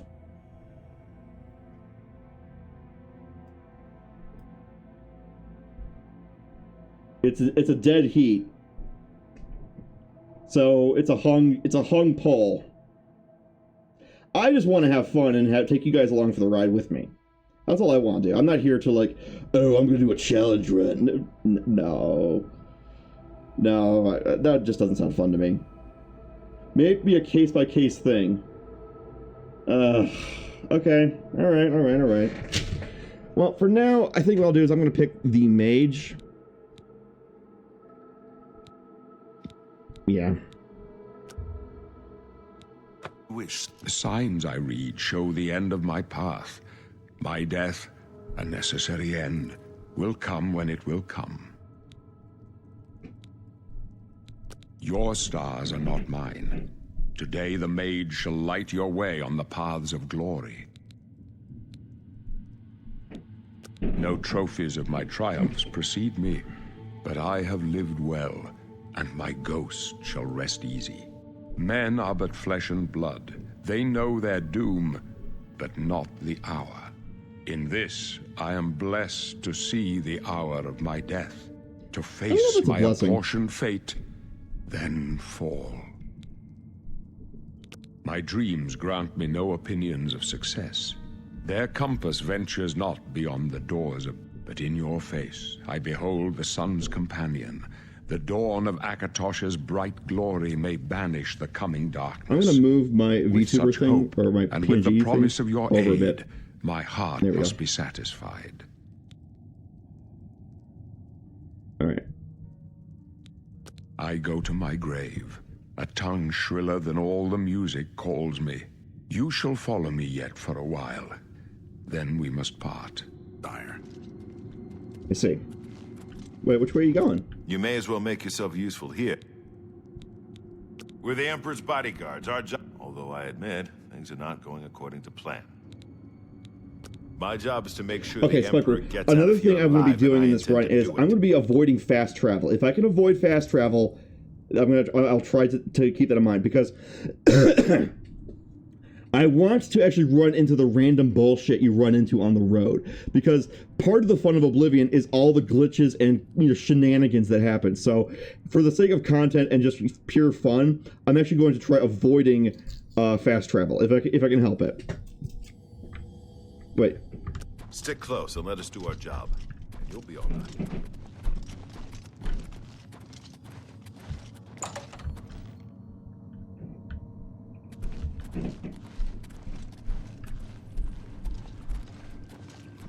This is more immersive, I must say.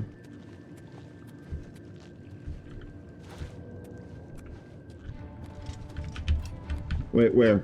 There they are. Uneasy. The Emperor's in danger! Wait, what the hell? That's not the spell I had. Oh, god dang it.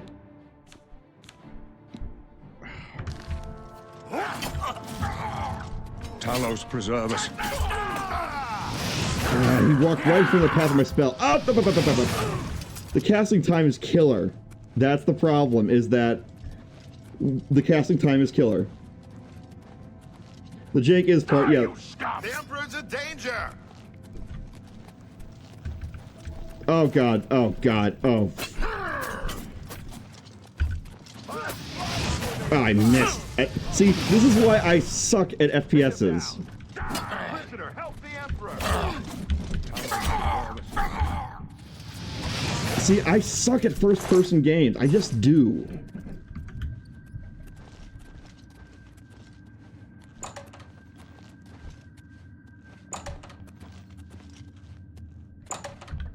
I really just suck at first-person shooters. Hold up. I don't like this. Let me take a look.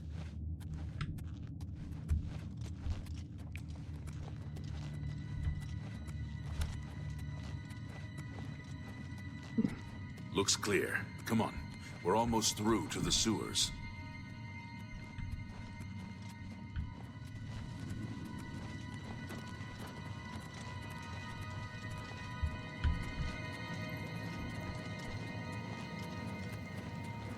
Damn it! The gate is barred from the other side. A trap!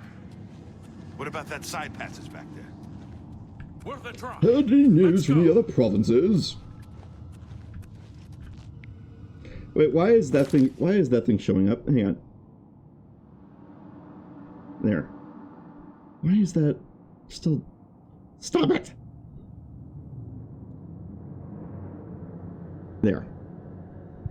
That should be fine now. Yeah, I've seen those videos where they do all the crazy stuff. Yeah, it's funny. Alright. They're behind us. Wait here, sire. Wait here with the Emperor. Guard him with your life. You should send me out there and send one of you guys here. That's a very stupid call. Come with us. Take me down. I can go no further. You alone must stand against the Prince of Destruction and his mortal servants. He must not have the Amulet of Kings. Take the amulet, give it to Joffrey. He alone knows where to find my last son. Okay. Find him and close shut the jaws of Oblivion. Of Oblivion! Wait, no. Let me move. God dang it, why do they... Stranger, you chose a bad day to take up with the...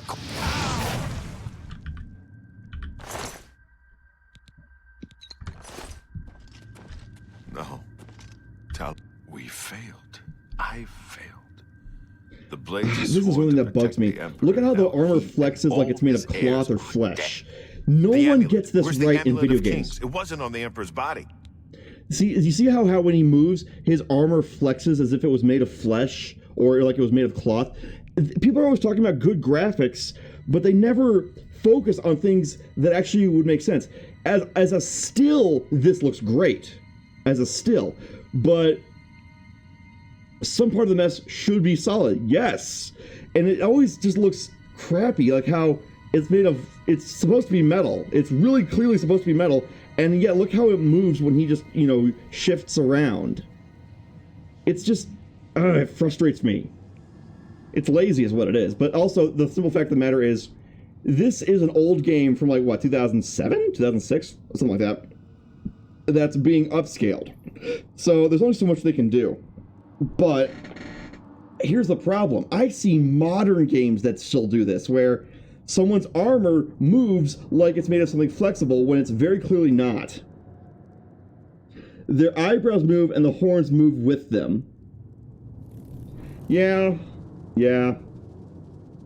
You would basically need something like the modern equivalent of LA Noire, where with armor, but then all of a sudden it's going to chug like crazy because now it's very resource intensive. But if you ever watch someone in armor move around, the metal doesn't want to move, unless it's but no, the metal by itself doesn't move. It kind of shouldn't move, otherwise it's going to fatigue and wear out. But you'll have segmented sections so that you can still have mobility. Anyway, strange. He saw something in you. Trusted you. It's just a gripe I have. For people who always, hammer on about graphics, it's some things that just kill their own illusion and shoot it right in the foot. The amulet of kings is a sacred symbol of the Empire. Most people think of the red dragon crown, but that's just jewelry. The amulet has power. Only a true heir of the blood can wear it, they say. He must have given it to you for a reason. Did he say why? Joffrey? He said that? Why? Nothing I ever heard about. But Joffrey would be the one to know. He's the Grand Master of my order.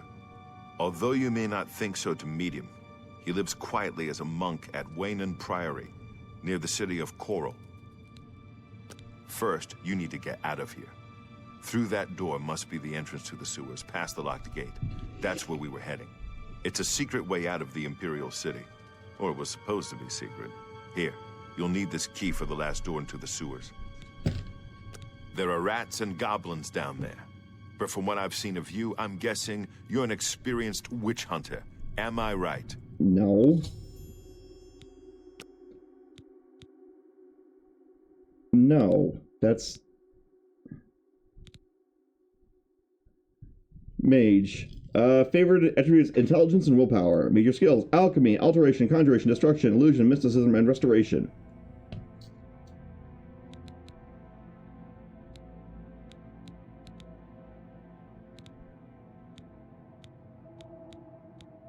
Sorcery does heavy armor. I'll just do this. Let's do mage. I wasn't far off. In any case, rats and goblins won't give you any trouble. If you were making a custom class, what might you call it? Oh, I'm sorry, I didn't see your thing till now. Mage is really the best one because my character Zargram is supposed to be part wizard, part sorcerer, part warlock, part druid, part cleric. He's dabbled in all of the kind of D&D type of class spells, or casters, yeah. You must get the amulet to Joffrey. Take no chances, but proceed to Waynon Priory immediately. Got it? Good. I'll stay here to guard the Emperor's body, and make sure no one follows you. You better get moving. May Talos guide you. By the way, thanks for recovering Captain Renault's sword. I'll see that it is given a place of honor in the halls of the Blades. Wah.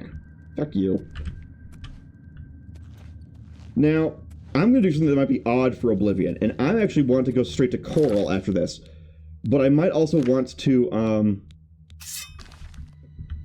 sign up for the Mages Guild, because I think what I want to do is do the Mages Guild quest first, or quest line first, and then do the main, one. I don't know. What do you think?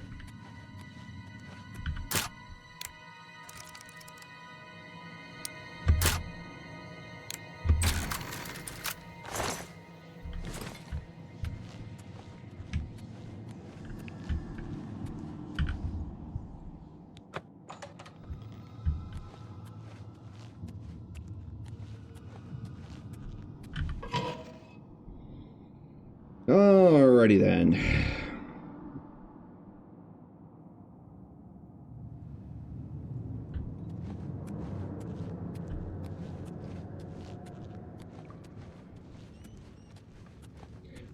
I think what I'll do is I'll go to Coral first.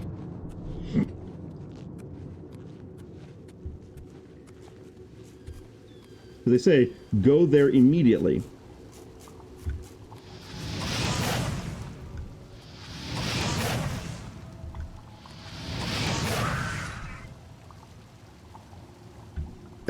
You know, this is something that I always kind of bugs me about sewers and games, is that they never portray it the way it's supposed to be. They never show all the filth and nastiness that's actually down there. A lot of people think sewers are these they basically think of them as nothing more than underground aqueducts. And it's kind of frustrating because it's like people get these ideas in their head that things are more pleasant and nicer than they actually are, and it's just not true. The sewers are not a cool place to be. They're really messy and nasty. I don't know why people seem to get this idea that they're just underwater or underground aqueducts. Some kind of are.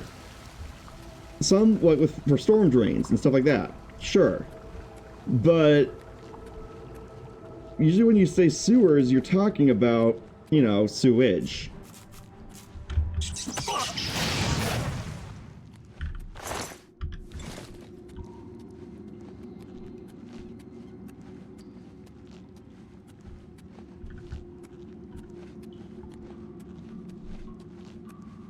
Oh, I want to check something. When it walks up the stairs, do the feet actually... Yes, they do actually snap to the ground like that, a breakthrough. Oh, there's a name in game development for that. When the foot snaps to the ground for the terrain. Okay. Still we get clipping, but whatever. My net today is a bit crappy. What do you mean your net? Well, no, I'm not talking just about clipping. I'm talking about how the actual positioning of the foot and the ankle will actually program so that way if you're standing on a boulder that with an uneven surface, your feet will actually adhere to the surface and actually move to follow the surface. A lot of games, especially from this era, you would just have one foot floating off the end of the surface and it wouldn't actually be standing on the surface. It's a little immersion thing. Shadow of the Colossus. Oh, shit. Shadow of the Colossus has it, actually. I don't think this game... I don't think the creation engine does, though. I think you will have characters who are... Yeah, yes, you do. There it is. You sort of have step foot posturing, but it's... I think you can still... Yeah, see? Look at that. The collision. The collision of that foot is standing in thin air. Not just collision, but the fact that matters when you're walking, your feet are supposed to adhere to the terrain. And this one, it only has it in certain cases. Like if I'm standing partially off the edge of this. See, now it decided to do it. But if I move back a bit, then I hit this like trapezoidal collision area. Yeah, see? See what it's doing with the feet? Watch the feet when I'm doing this. See? Yeah, that would never happen. That's one more, you know, hole in the immersion, is how when I'm walking around here, the collision isn't so great. So that looks good. But the feet and the way that they're managed, the friendly rat? There's a friendly rat? Oh. Look here, if I'm walking on an uneven surface like this, yeah, you get clipping, you get all these things. Yeah. That's the thing, is that this is a lot of textures. This is a lot of normal, with the creation engine you have the normal map, you have the bump map, and you have the specular map for your textures. I don't know what they did with the Unreal Engine, but there's a lot of good things with the shaders, and a lot of good things with the particle effects, and all that's great, yes, but when you look at a lot of other things, you still get stuff like a floating foot, where it shouldn't be floating. Because the nav mesh, which is the actual, or not the nav mesh. The nav mesh is just for NPCs. But see, look at that. The character should not be able to do that if this game is as realistic as it says it is. It makes no sense for that to happen. And that's because there was actually a project with Skyrim that was going back and remeshing all the objects so that way they don't look as chunky and blocky, but also so that the collision is better. Now, of course, the problem with doing that is that, yes, you sacrifice frames and processing ability with that, but now you're not going to have your character floating above a drain like this. You see? You see what I mean? Is that this is a weird dance between performance and quality, and the problem is that yes, you have upscaled and, remade a new game, but you didn't really remake it. They didn't really remake it. They just have a fancy graphics package that makes it look good. So it's not really as monumental as as it could be. It's a fresh coat of paint, really. It's fresh textures, fresh lighting effects, better graphics engine, but the thing itself has problems that are still inherited. Like, I should not be able to do that. See that? That's the thing with Bethesda games. This is just a remaster. Yes, correct. The Riven Remake is a remake. This is just a remaster. Yeah. They have just taken the graphics and made them better. They haven't actually gone in and improved on what was there. Like, it doesn't even have to be like you don't even have to change like the main combat focus or how all these other things do, but like Team Ico was able to fix these problems in the same era of gaming, and Bethesda goes for quality over quantity. They go for lots and lots of stuff to do. Why does my thing keep popping up? Hang on, that's very annoying.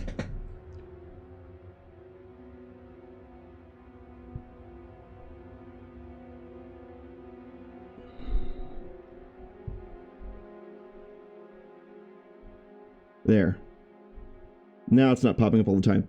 But yeah, that's the thing, is that we live in an era of gaming where a lot of things are just remastered or things are just repackaged, but it's not really the same as it was. Sorry. It's not really an improvement in as much of the immersion as it could be. My eyes look like I'm red.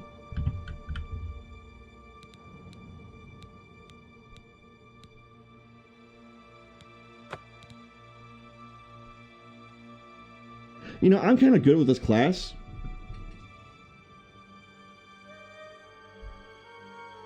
And one plugin that comprises all the changes they made. Yeah, that's basically all it is. So, it's cool, but it just looks better. And a lot of people, they'll just say, oh, cool particle effects, and that's it. That's all they really care about. Especially a lot of game journalists.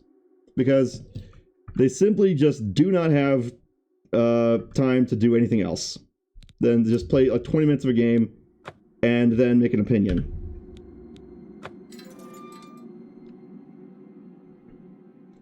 But there are certain things that can be fixed if enough time and care is taken to fix them, but they're not.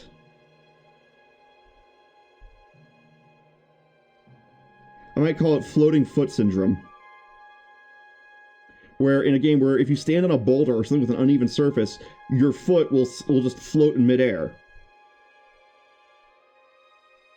Their job is to recommend products that they're not going to use themselves. That is so true. They're shills. Most game journalists are just shills.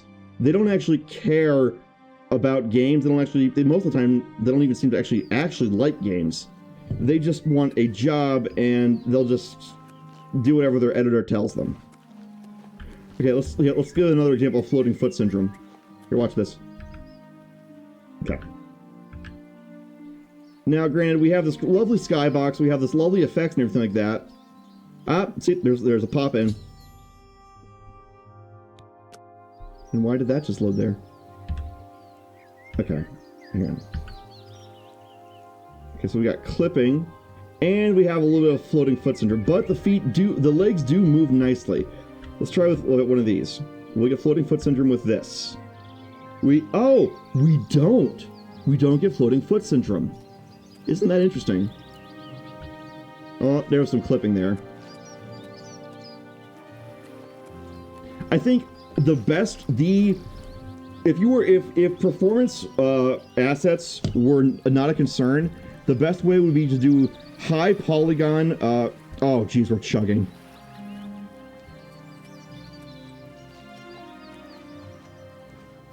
Oh geez. Where the hell are we? Okay, we gotta go east and then south to get to the stables. Why is our performance so bad? Is my Twitch integrated throwing stuff still going? I bet it is. I bet it is. It is. And for that matter, the bot doesn't need to be up either. Because now you can't change my gender with the command. Let's try that. Okay. We're still at we got like 8 frame out of that. Why? What else is consuming our GPU? But yeah, if you want to see the rig I run, and it's not a very robust rig anymore, it's posted in the Discord. But maybe I need to get a new graphics card. Or computer. This one's over, what, 7 years old now?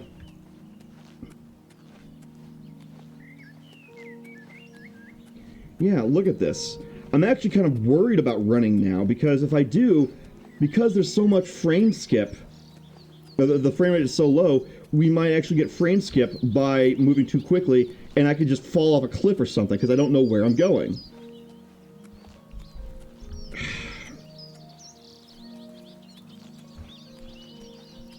I probably want to change my hair color, though. It's supposed to be brown, not black.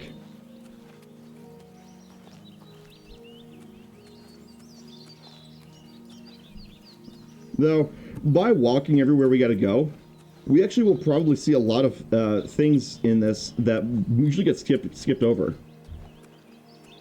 So, you know, not a whole loss. But I gotta figure out this frames per second thing. What is eating up all my frames? What is the problem here?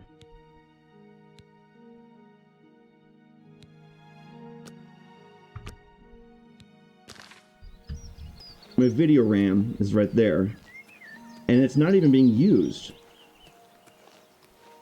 So what is being used then?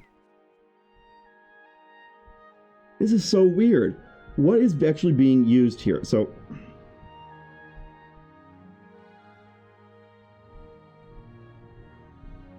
alright. I'm going to check my processor. So, I have Discord up, so maybe I can close that and save a few things. I don't need, no, I don't need that. What else is eating up my, yeah, like, we're getting like 9 frames out of this, which is worse than I was when I was playing this by myself. So what is eating up all our stuff? OBS is probably using a lot, but it's, yeah.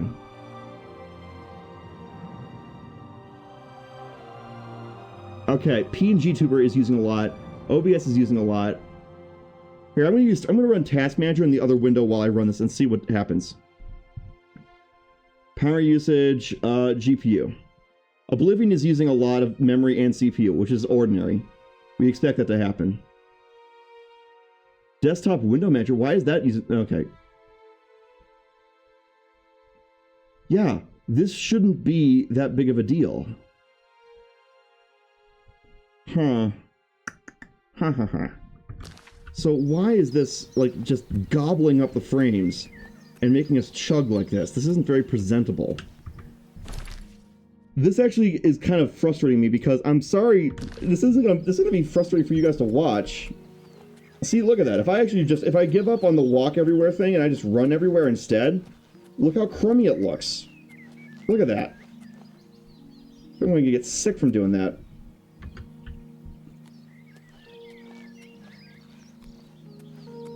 Yeah, it's just chugging along. But why? What do you guys think? What do you think is going on here? Because for some reason, this thing's doing so much worse. Is it the draw distance? Is it the draw distance?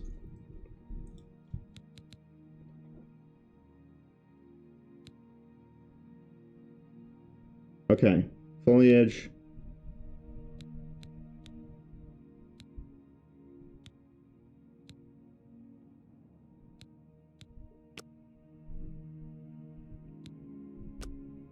Let's try that.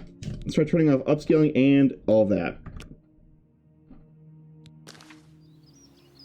Okay, we're up to like 16 frames outdoors. Not the most efficient of games. No, it's not. I'm able to run a lot of games that usually do okay, but this is just eating my frames alive. I feel bad because you guys are having to watch all this stuff, and if we turn the resolution scale down to 60.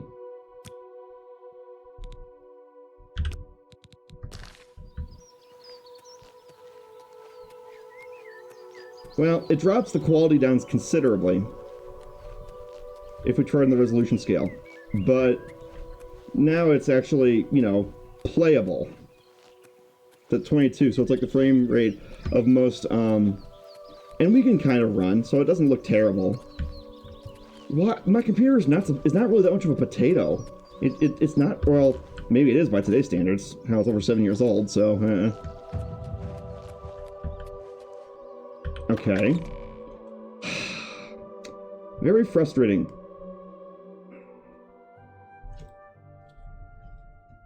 What do you think, chat? What do you think? Do you think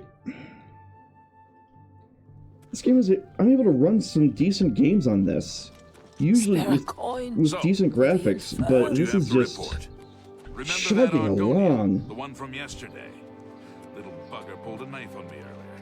I had to put him down. No heroics now, all right? Remember your training and do what you have to do. Don't take any unnecessary risks. All right. I gotta ask you a question, chat. I gotta ask you a question. Am I authorized to do the item duplication glitch so that I don't have to grind for money? We're already burning a lot of time by walking everywhere. New engine, but D-Master. New engine, but original graphics. Yeah, because the creation engine just is not a very good engine. It's good at making... what it's good at doing is setting you up to make lots and lots of dungeons, lots and lots of maps, lots and lots of quests. It's good at doing that, but it's pretty clunky when it's running, because it has so many holes that cause it to die. But we had a hung jury, as it were, when it came to our item duplication. So now we gotta decide, or when it came to should I use glitches or not with the poll. So now we gotta decide, can I use the item duplication glitch? Yes or no? What do you think, chat?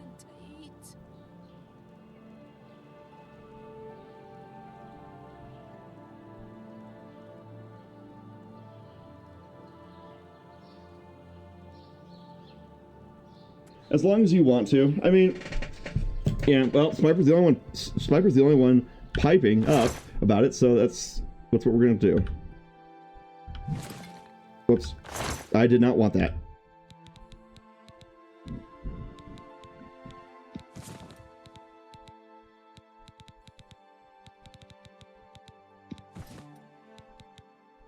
Alright. Let's duplicate something that we can make a lot of money from. So we'll put this in here. And hold shift, iron arrow, onto the sapphire. Yep. And we take this back. And now we have a bunch of sapphires. 128 of them. That should be more than enough to make some money so we can actually get some decent gear. Morning. Oh, the textures.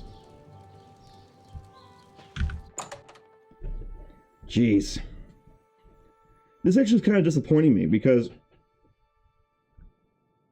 I don't think my computer's that bad, but maybe it is. Say, you look like someone that...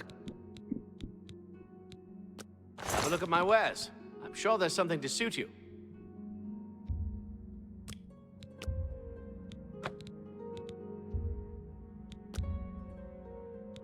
Too much. They won't accept that.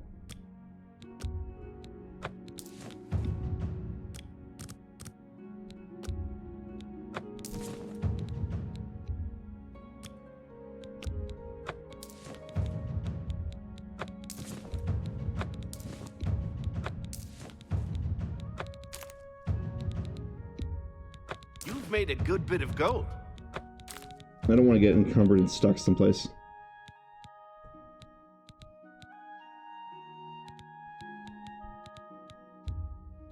An excellent bargain. You've made a good bit of gold. Alright, we're... Thank you. Come again. Good day. Alright.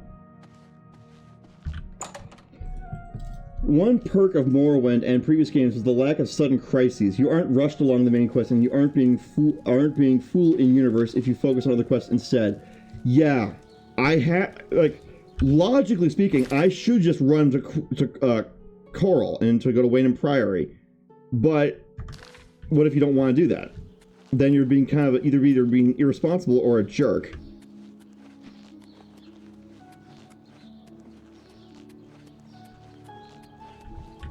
Actually, we can take a shortcut through the center.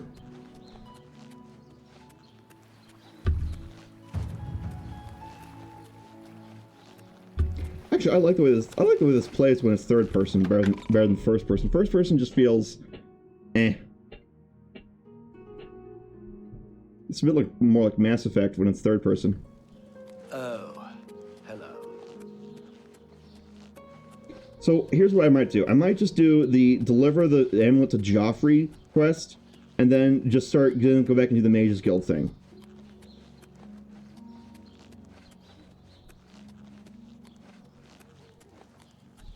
This is a bad design for a city, because this means that you won't be able to get wagons or horses in and out of here. Who designed this? Who designed this Imperial City? Because this city is not traversable by horses and wagons, which is kind of a thing you have in medieval cities. My ear, Look at how many indents there are. This is not a city made for medieval infrastructure. You're gonna crack wheels on these things. They made the city to look cool. They did not make the city to actually be believable as a medieval settlement. Because how are the Teamsters who deliver everything from carts and wagons or whatever supposed to get anything anywhere? By the way, you never see those. Okay, we're gonna buy a horse. I'm gonna use that money we got, or that we cheesed, to get a horse. Oh, Snotquabura, owner and proprietor. We board. What can I Horse armor. You got.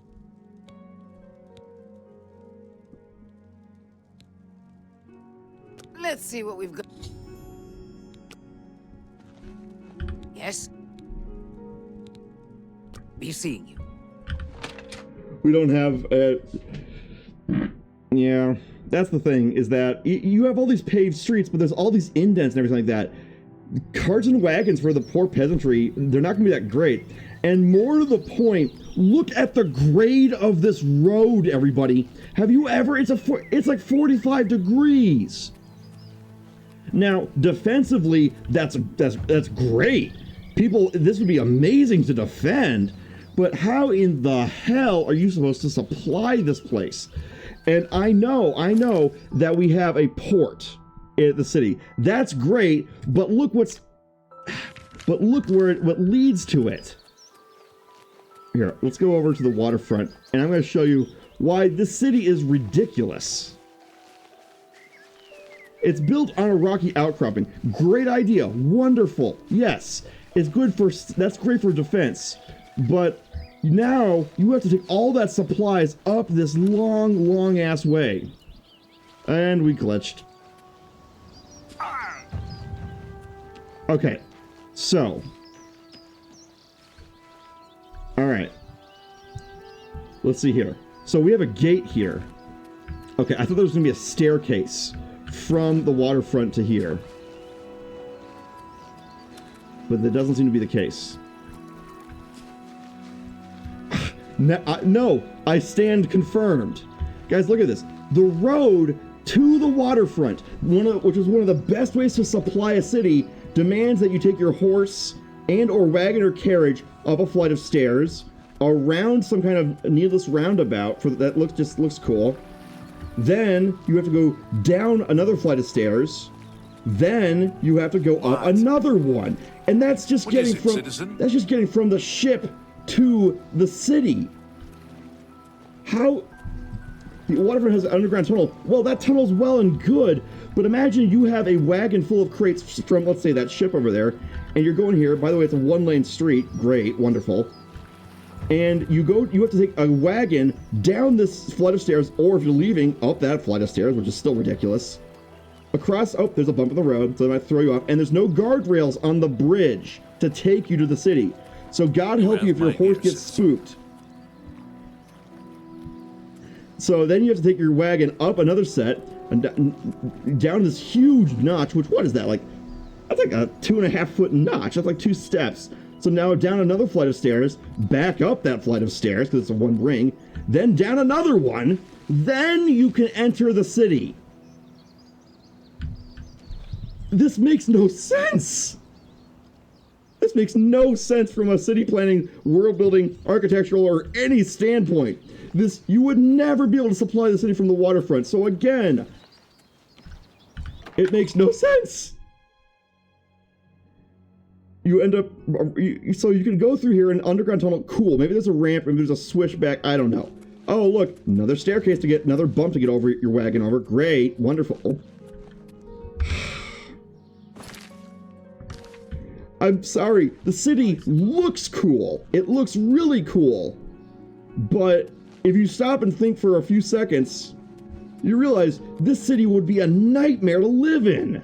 Not only is it way too small, but it's also the value of anything to get goods into this place would be insane because it's so damaging to your wagon to go up all these stairs. And I don't see any like cargo things, so this whole thing's ridiculous.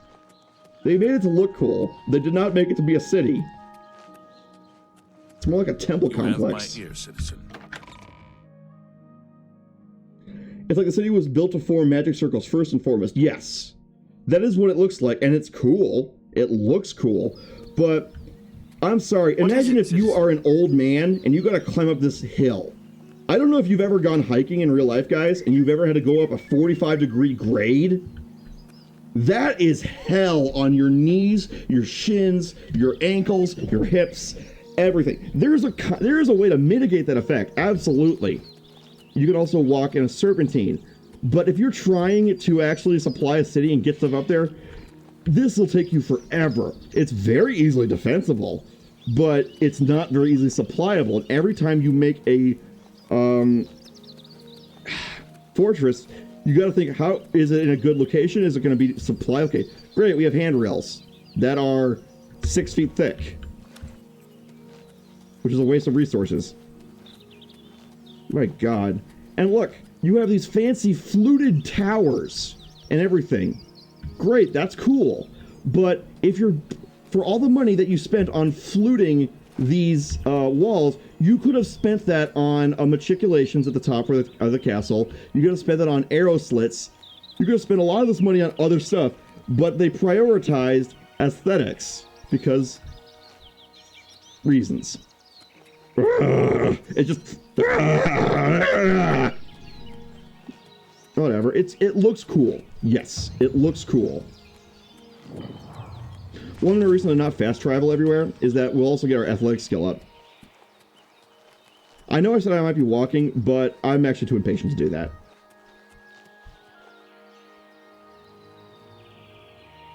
No wonder Uriel was so pessimistic. Yeah, the city is made to look good, but it's a really terrible design. And I don't know about you, but tall things, there's a limit to building with stone in terms of verticality, because at a certain point, you're going to partially because of the swaying from the winds, which you will run into at that height of that tower, but also because if you make something out of stone or brick, you need a very good foundation, not just because you need a good foundation by default, but because the building's going to weigh a lot. It's going to be really heavy because it's made out of stone and not wood or anything. So it's going to press a lot of pressure on the ground. So it makes sense to build this on a kind of a mountain or a hill with made of rock. Cool, but minus a bunch of other points, because now you've made this thing really rigid. You've made the whole tower rigid. So how is it supposed to sway and not crack or erode with all the wind? Oh, by the way, that thing should be covered in scaffolds all the time because of bricks cracking out of their mortar. People never think about these things because they just think, oh, cool building. Ugh.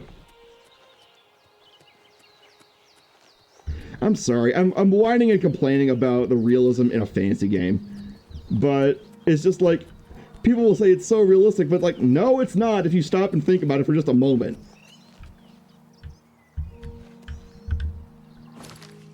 Okay, that's the wrong way.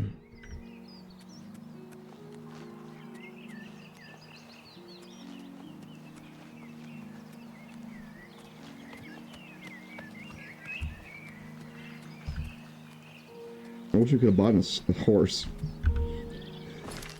Why don't we buy a horse at Coral? Ugh.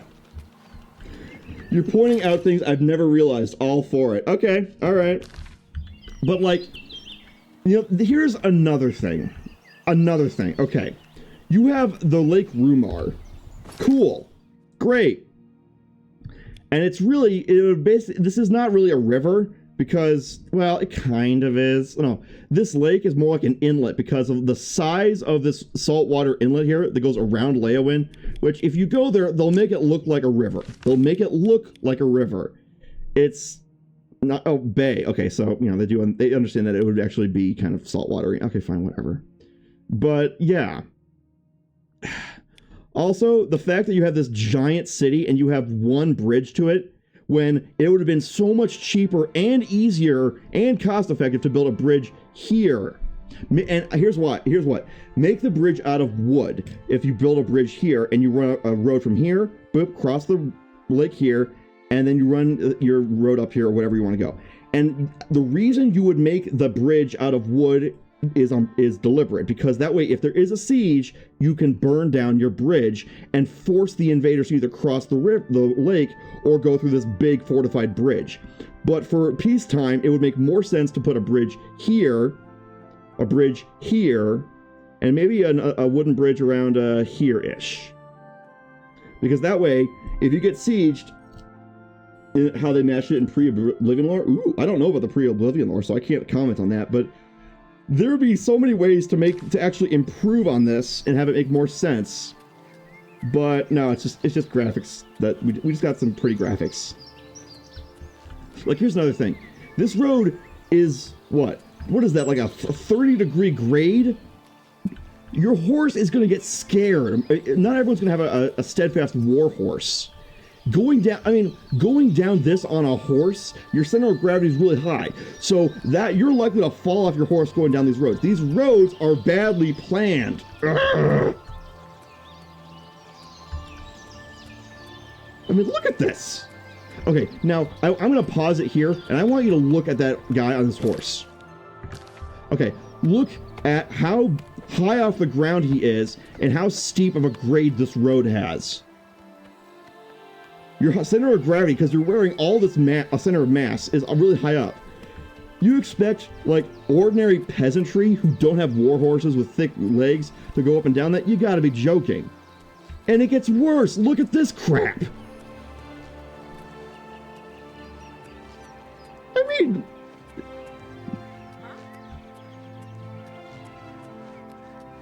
And who are you? Oh.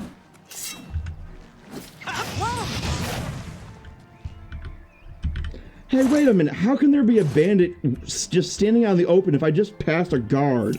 Come on, Bethesda.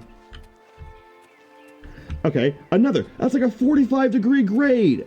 Oh, look, it's switchbacks. Oh, how considerate that it winds with the terrain while still going up at a 45-degree grade. Oh yeah, a lot of people will be able to travel that. It's just, the jank runs deep. It's not just the awkward social interactions, it's the whole damn game, actually. If you stop and just think about what you're seeing. The whole game has jank like this, where roads that no one would ever want to travel on, because if your horse gets scared or whatever, you're going to be careening down this hill, and they're going to just plow through that gate, and you're going to die. Like, ugh. There's a reason why road grades have a limit, because this way, if something goes wrong, you're not going to destroy people's cars with it. Look at that! It's insane! Okay, we're coming to a forest. Forests are cool, and they look pretty, and they're all magical and enchanted and shit like that. Cool. Awesome. But, oh my god, I know why they did it this way. It's to hide the draw distance. Yeah, twice as wide with the same height, yes, but I know why they're doing this, why this is so goddamn vertical. This is like Switzerland. This is to hide draw distance. That's why. The whole center is a bowl, so that you can hide your draw distance. But they would then, I'm willing to bet that in their pitch trailers for Oblivion, it'd say, oh my god, look how far away you can go, and guess what, you can go there. Yeah... And you have your level of detail things too, but you're still cheating. So, and here's the thing. Look at how tall these mountains are. This is like Switzerland topography. Mountain, mountain, mountain. No one dares do a true Horizon where the land just extends off and it just disappears all over the horizon. It wasn't with roads like this. Like, how is trade supposed to happen here? You're gonna scare every look at that. Guys, this looks like I'm going down a goddamn roller coaster. Whee! It's gonna break someone's fucking ankles. And guys, this is a ramp. This is a ramp. Okay, it is and oh, just for fun, it's cobblestone, so you're gonna be tripping on loose cobblestones all the while you're going on a 45 to 50 degree angle grade. You gotta be kidding me. Ugh. You know what I would have done? Here's how I would have done it. I would have done it like Pokemon, and I'll tell you how. In the original Pokemon, which was not very far from this generation of gaming, they would have checkpoints between areas. And what I would do is, I would still have the open world factor, sure. I'd have checkpoints, and we'd use level of detail between them. We'd use some of these guardhouses, and they would actually have a function. Granted, and what we would do is, if you want to go around them, you certainly can. There's just thick foliage around them. That way, we still hide the level of detail settings, so we don't see the big boxy thing far away, but we can also have real horizons, and we don't have to basically build the whole place in Switzerland where everyone's breaking their ankles and hips all the time, or you basically have to be a mountaineer. How did they quarry all the stone to get this here? Where did they get all this money from? Fort Ash, whatever. Okay, who's shooting at us?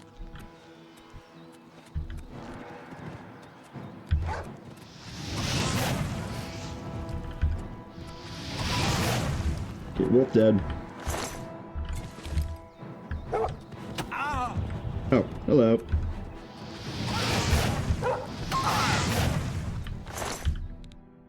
Oh, no. There. The stonemason land looks cool. It's all nice and stuff like that, sure.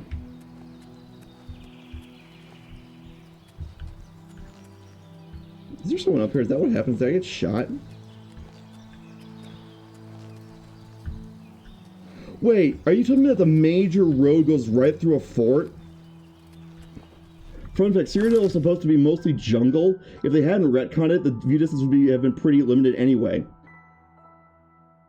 Well, you have to ask yourself the question then. How much performance are you going to save by making thicker forests that would, obscure the draw distance?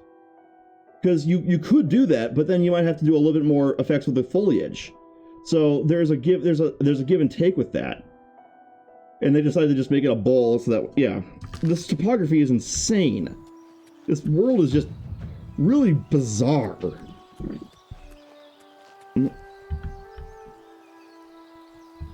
Huh. Well, no one's up here. Was there a chest, maybe? Barrel. Oh, there was a chest.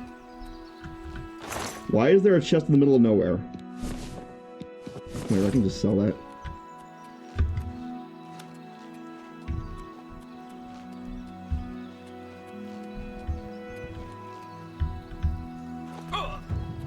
Well, that hurt.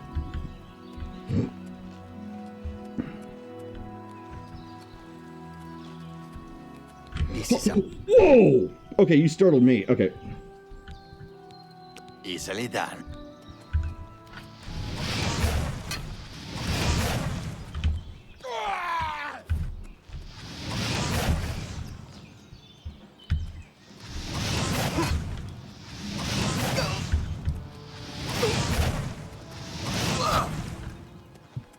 Kiting.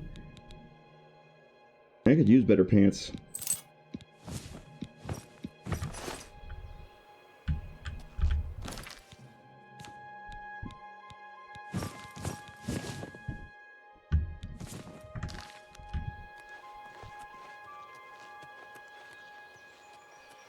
Oh my god, look at this other hill. Yeah, this just keeps going. These roads are insane. Actually, you're going to create art during the spring when all the snow melts. You're going to get rapids running down these things. It'll be almost impossible to get anywhere. I just realized the hydrology of this place would be nuts too because of how steep everything is. So you absolutely have snow-capped mountains because everyone thinks that looks cool. It does, sure. But that snow has to go somewhere when it heats up. It's going to flow down.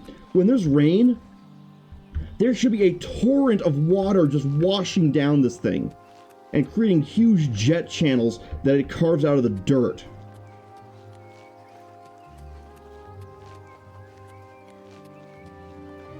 How is anyone supposed to live here? How are the trees supposed to live? How is it? Like, the grass is your saving grace. You don't get a lot of mudslides. Great, cool. But it's shaded by a bunch of trees, so the tree roots will help too with that, actually.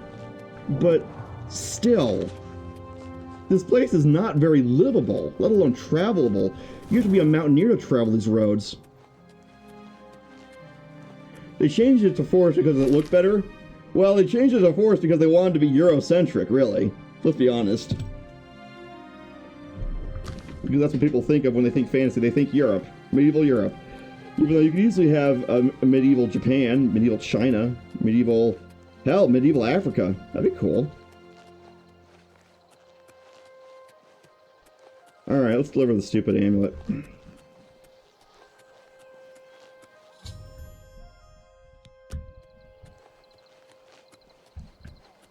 Well, shoot. Yeah, that's like 8 frames, so we're just zooming through.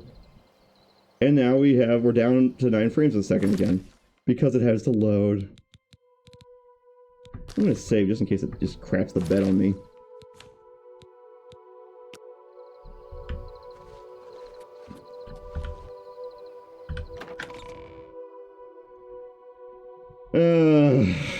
I'm sorry. I'm whining and griping, but the more I think about the map design of this, Please, go ahead. because if you don't know, I love making maps. I really do. I will do it for fun. And so when I see stuff that doesn't make sense, it's like, what the hell's going on here? And his 3 sons dead right under the noses of the... Welcome, good citizen. I'm brother... Oh, yes. He'll be in the Priory House somewhere. You too. Yes? Can I? He's upstairs. Oh god, I can't do that. It makes me sick in my stomach. I'm Brother Joffrey. What do you want? Emperor Uriel? Do you know something about his death? You'd better You brought me the Amulet of Kings? This cannot be. Let me see it. By the 9, this is the Amulet of Kings.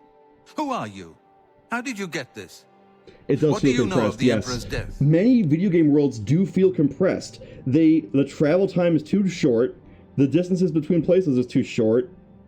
Like, there has to be a way to make a world that actually feels the size that it is supposed to be in a game. There has to be. And I'm sure you could do something clever with coding, or do something clever with how you lay it out and stuff, but a lot of worlds feel compressed.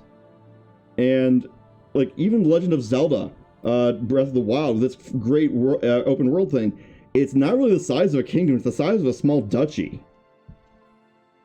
Simplest ways to play it, tabletop and step. Yep, you're absolutely right, Spiper. That's the thing, is that a lot of people, they don't really understand how big the planet Earth actually is. A lot of people, they just see things that they walk by every day. They commute to and from their house. They can understand the horizon if they look at it like the ocean or whatever. But most people don't really understand how big a continent really is. Most people don't really get how far 100 miles really is and how it feels to travel 100 miles or 100 kilometers or whatever. The point is, a lot of games do not really give you a sense of scale. One of the games that gives you an amazing sense of scale, though, is Desert Bus, because it's the actual travel time between Reno and Vegas, and it's boring. Now, yes, you can make the argument that, well, if you make the world as big as an actual place, you can take the Daggerfall route and procedurally generate 99% of the world, but make it big enough to rival Great Britain. Yeah, you could do that.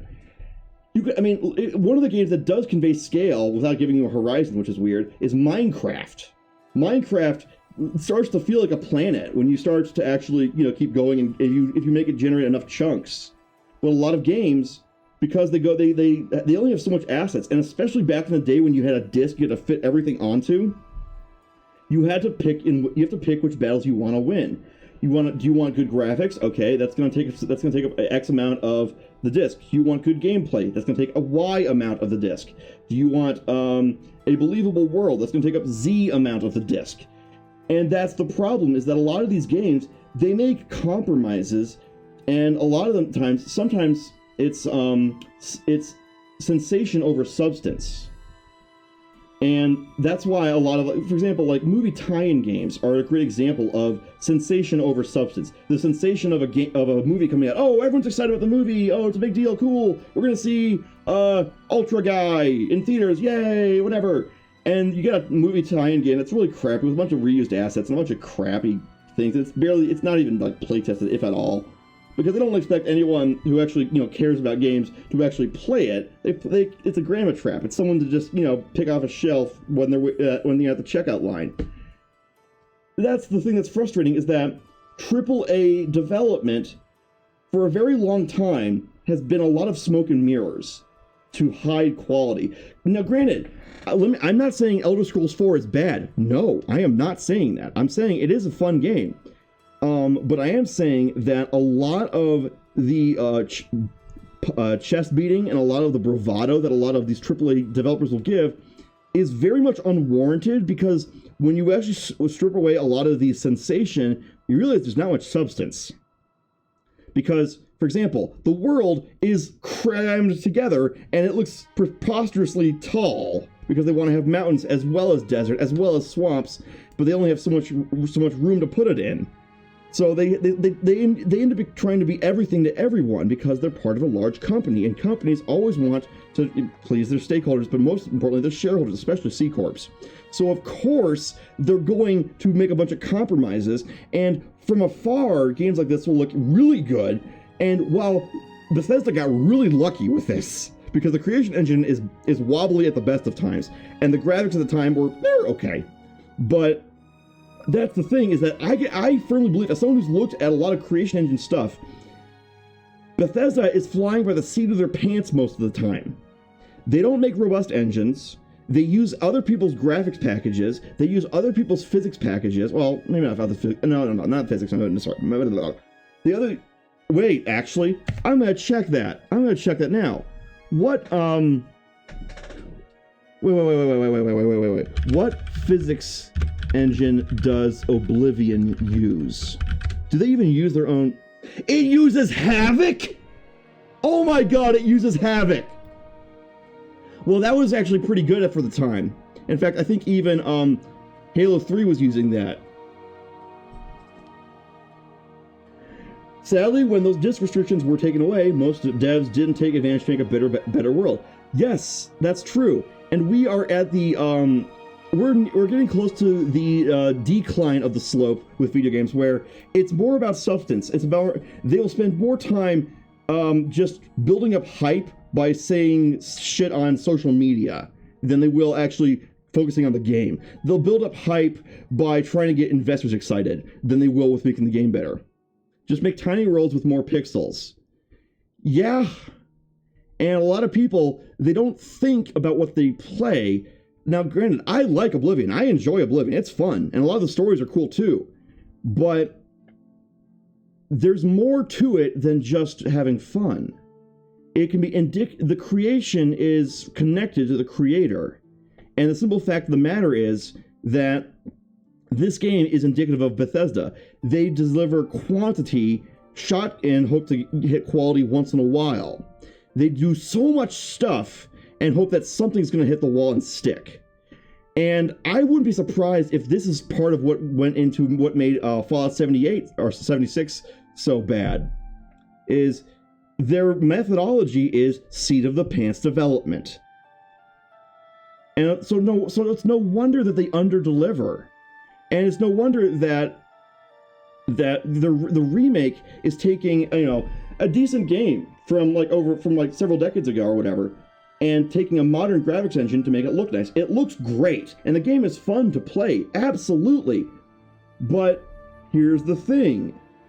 It's very much like Western developers to throw a bunch of assets at the wall and hope it makes a good game, and so you get something that's really, really hard drive hungry. Something that uses up a lot of frames. And so you have something that looks good in stills, and it's just a rehashed product. Now, granted, I love Oblivion, I love this game, so I'm actually happy to play it again. And I like the graphics, they look nice, as long as you don't move too quickly and as long as you hold still. But they are planning on the gaming community to say, oh, you have a crappy graphics card? Oh, that's a skill issue. They're banking on people to shame each other into getting better stuff, because that promotes the computer industrial complex. And to poke fun at it. Yes, it is. But that's the thing, is that there would be ways to convey this kind of experience with worlds that don't, seem as ridiculous, and with graphics that don't dominate everything you're doing. One of the most underappreciated things in software and game development these days is optimization. It's actually good in a lot of ways, but that doesn't excite shareholders. Most shareholders are casual. They don't really know how the business really works. They don't really know what the business really does. They just know that sometimes it makes money. So make the number go up. That's all they know. That's all they care about. Most people aren't going to bother to do any investment research. They're just going to look at finances and say, oh, you make products? Okay, make a good product that makes lots of money for cheap. Just do it. And they're just going to armchair quarterback the company, and of course it goes into the shitter because, performance, quality, and speed. Pick any two of three. And if some idiot says pick all three, that person should just be, put on... just push that person off a cliff, goddammit. Not really, but, because that's a break with reality. I once had a manager, I won't say who I said to them, we shouldn't let the perfect be the enemy of the good. I said that to him, and he says, well, we shouldn't let the good be the enemy of the great. I'm like, ugh. He actually said that to me. And it was just like, you gotta be kidding me. Some people, all they want is more, now, and they don't actually think about what are the consequences of getting that, of asking for that and demanding it.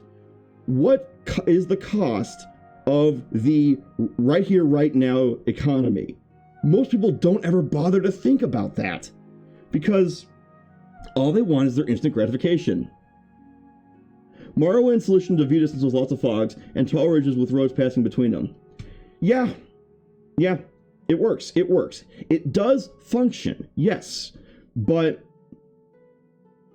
the simple fact of the matter is that Oblivion is not as big of a jump from Morrowind as a lot of people act like it is. It uses the same engine, it uses a lot of similar tricks. It had better graphics for things like models and things like textures and things like lighting. At the time, yes. But when it comes to actually substance, it's not that different because it's cheaper to reuse the same engine. When you start learning how games are put together, you realize where the corners were cut. And since I spent so much time making mods for Skyrim, I could see where the corners were cut. In fact, I spent so much time modding Skyrim that I actually missed a date and actually caused a problem with a girlfriend I had at the time. May she rest in peace, the poor girl. Oy. As unlikely as your story sounds, I believe you. Only the strange destiny of Uriel Septim could have brought you to me carrying the Amulet of Kings. His meaning is unclear to me as well. The Emperor seemed to perceive some threat from the demonic world of Oblivion. The Prince of Destruction, Mehrunes Dagon, is one of the Lords of Oblivion. But the mortal world is protected from the Daedra of Oblivion by magical barriers. I'm not sure. Only the Emperors truly understand the meaning behind the rituals of coronation. The Amulet of Kings is ancient. Saint Alicia herself received it from the gods. It is a holy relic of great power. It's a when great an game, emperor is but crowned, I he know uses where the they, amulet to light the dragon I can tell fires where they at the cut Temple of the corners. One in the Imperial City. With the Because emperor I've dead worked in and this no engine. new heir crowned, the dragon fires in the temple will be dark for the first time in centuries. It may be that the dragon fires protected us from a threat that only the emperor was aware of. I am one of the few who know of his existence. Many years ago, I served as captain of Uriel's bodyguards, the Blades. One night, Uriel called me into his private chambers. A baby boy lay sleeping in a basket. Uriel told me to deliver him somewhere safe. He never told me anything else about the baby, but I knew it was his son. From time to time, he would ask about the child's progress. Now, it seems that this illegitimate son is the heir to the Septim throne, if he I got an idea. You know, what if you go the Symphony of the Night route with, like, developing a game? What if you use 2D sprites, but you use the modern capacity of games to make a really huge world? Could you make an open world sprite game and actually have it be good? I wonder if you could. I think you could. I think you could do this. But what size limits would you have? Let's say let's talk about this, chat. Let's say for a minute here that you want to make a modern RPG, but here's the kicker: you're making it with sprites, and what you're doing is you're trying, instead of spending all the processing power on graphics, you're doing it for performance. Maybe they have, but you want to make a world that actually is scaled to be the size of the kingdom it's supposed to represent. There's so many times in games you run into spatial compression, or sometimes even time compression. Well, that's a whole other thing. And things like you were saying, Spiper, like how this world feels kind of scrunched together. It needs to be half as high or twice as wide. Yeah, you could theoretically make a 2D sprite game. I don't know what engine you'd want to use that could handle all of that, because even still, if you scaled up, that's going to be a lot of assets, and that's going to be a lot of stuff. Dwarf Fortress is an interesting point. Dwarf Fortress does reach in that direction. You're right to say that, Spiper, because you generate a whole planet. So theoretically, the game has a way to refer to different chunks that you're in. So, you know, it's not far off. But of course, the sacrifice there is that Dwarf Fortress, okay, core Dwarf Fortress, not the one from Steam. The basic one has horrible graphics. It's just a bunch of ASCII code that's just color-coded. It looks terrible. The Steam one actually has a graphics package, and it looks actually pretty nice. And I love playing that game a lot, actually. I love Dwarf Fortress. But that's the thing, is that there are no real character animations. There are some animations for things like explosions or water moving, but mostly it's performance focus. So what if you adjust the sliders a bit and you make something that maybe you have some run animations, maybe you have a few things here and there, but you still try to go for a Dwarf Fortress level size world?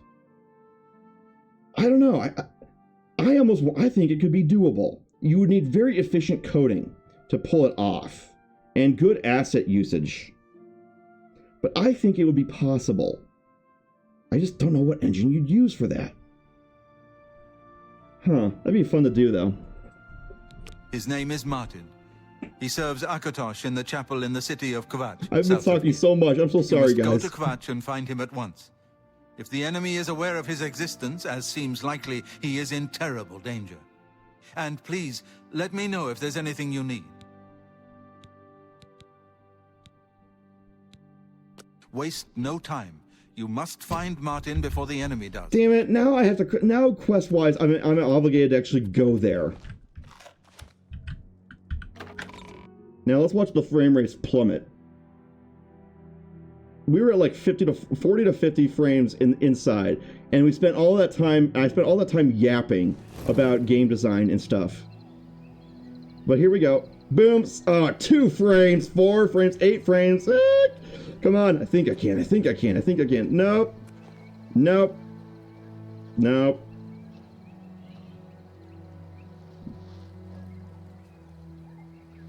Okay, we're back up to 20, because it finished loading, so it finished having its little heart attack. But here, let's talk a bit. I want to talk, okay, I'm going to go back to the Mages Guild, because that's what I want. Oh, wait. Is there a Mages Guild in Coral? I think there is. Well, then I'll just go there and sign up. That's what I want to do next. Anyway, where's the Coral entrance? Is it this way? I think it is. Anyway, one thing that I thought would be cool is I like the idea of a metaverse. I like the idea of Second Life. I like the idea of VR chat. Now, the reality of those is that they're very unmoderated. They're very disorderly, and you get like a lot of bad actors involved in them. But I like the idea of a digital metaverse. I like that idea. What if you could, because one thing that's cool with Space Station 13 is that it's kind of a digital metaverse in some ways. Yes, you can do role-playing, but also you can do shenanigans. And you can also just, hang out. So what if you made a sprite-like, or a 2D style MMO that's also kind of like a metaverse, where people can interact with each other? I don't know how you would really want to execute that. You'd probably need to you might even need to make it from scratch in terms of engine and everything, in order for it to actually be, run well. Ranting about the end of the world. But oh no, I don't know. I think it's doable, and I would certainly want to play. Like, okay. So imagine this: an online MMORPG with what's it called? Oh, what is it called? Not Harvest Dawn. Harvest Moon? No, not Harvest Moon. What is it called? Stardew Valley, yes. So, a modern 2D MMORPG with Stardew Valley style graphics. What do you think of that idea? And let's say it has like really deep gameplay. So the graphics are kind of shallow, 2D, but it has deep gameplay instead. I don't know if that would be very popular, because a lot of people do like the sensation about it. A pleasure to make your acquaintance. I'm Athragar of the... Are you interested in joining? You'll need to talk to Tikius then. Otherwise, just talk to the head of any... Goodbye. Tikius, huh? Well met. Greetings, citizen. Is there something I can do for you? Are you perhaps interested in joining the Mages Guild? Well then, it's no small matter. Membership in the guild is quite an honor, but also a responsibility. Do you wish to join the guild? Very well. You are now an associate of the Mages Guild. The full guild hall is now available for your use. You'll need a recommendation from each local guild hall in order to advance further. Until then, I can't get over how our guns look now. The mouth is exactly like a monkey mouth. It kind of does. Welcome to the guild, and good luck to you. Dang it. You're not far off. Crap. Good day. Cool. I have been yapping so much, we got very little done. They were too inhuman to trigger the Uncanny Valley before, but not now. And see, that's another thing where realism will fail you at some point. But yeah, Spectre, what do you think of that idea? An online MMORPG done with like Stardew Valley style graphics, and let's say it has. I'm torn either between a tactics RPG style combat like Final Fantasy Tactics or slash Dragon Fire Emblem, or like ordinary RPG JRPG type stuff. Hello. I'd want to do one of those too. What's new with you? I understand Daedra worship has become increasingly I don't know. prevalent in the Somerset Isle. I think it'd be a fun game to play, and I'd be willing to try it. I don't know if other people would want to actually play a game like that. What do you think, Spiper? Greetings to you. My name is Yugal Ballet. I'm... Lots of dogs in this town. I'm sorry. I'm... Be seeing you.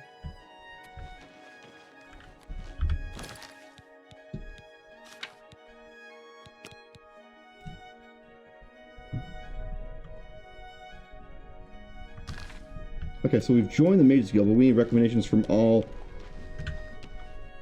But yeah, Spiper, what do you think of that idea? I don't know if you're back. I don't know if you're back yet because we're in an ad break. Might have to head over to the Mages Guild and see if they're accepting new members.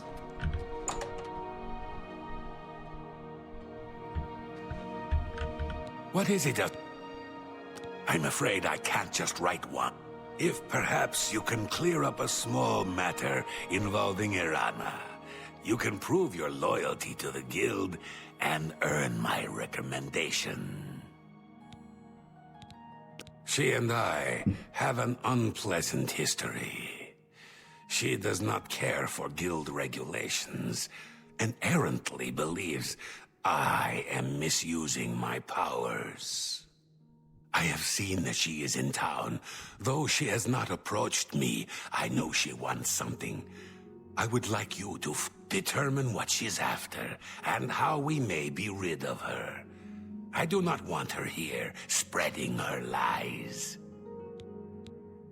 Make haste. I wish to be rid of Irana.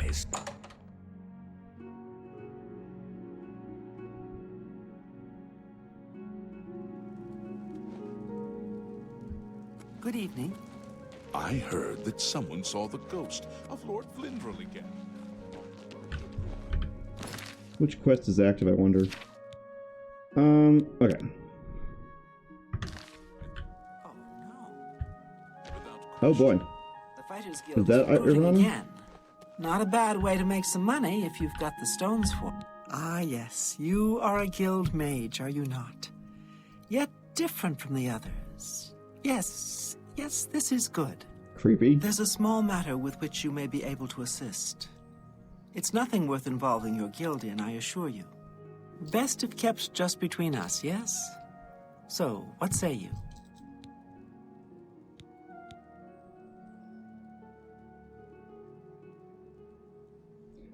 Huh, I wonder. Hang on a second. I wonder.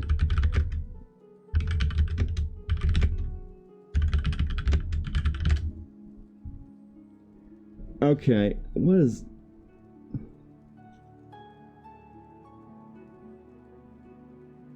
Okay.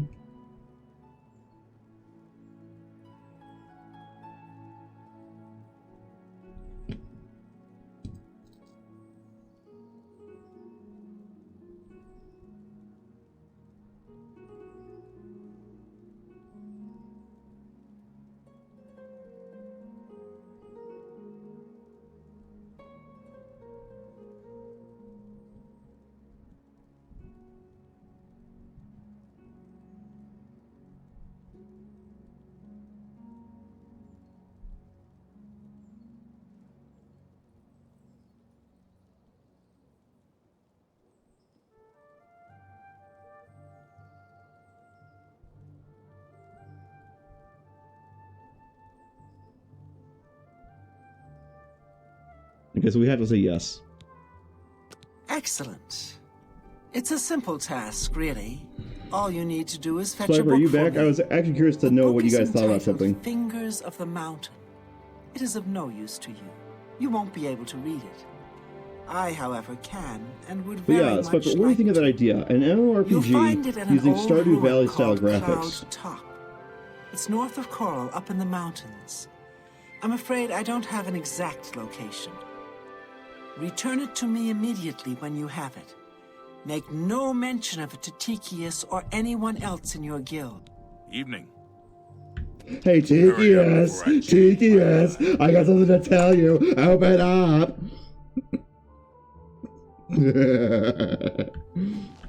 Yes? What? Not only does it exist, but she knows where it is? Well, this is unacceptable. That book needs to be in the safekeeping of the guild.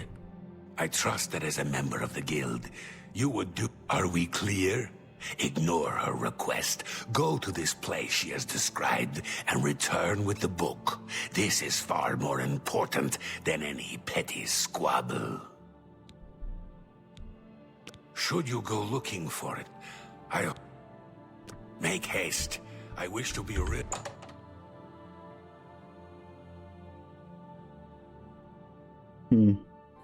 But yeah, I think that'd be a fun game. I think it could work. The kicker is, how would you make it work? It all, the concept seems interesting, but it all comes down to the execution. How would you make that fun and enjoyable? I'm not sure. But it makes me wonder. How about that? Good night. Actually, I'm gonna save here just in case. I'm getting paranoid. Alright.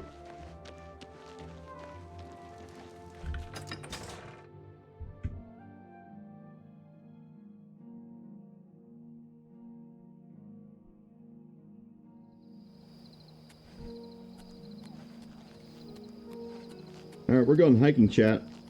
We're going hiking into these absolutely bonkers mountains, but I can be more forgiving of mountains being steep than roads, because mountains are mountains are just natural, so there's not much that can be done about that.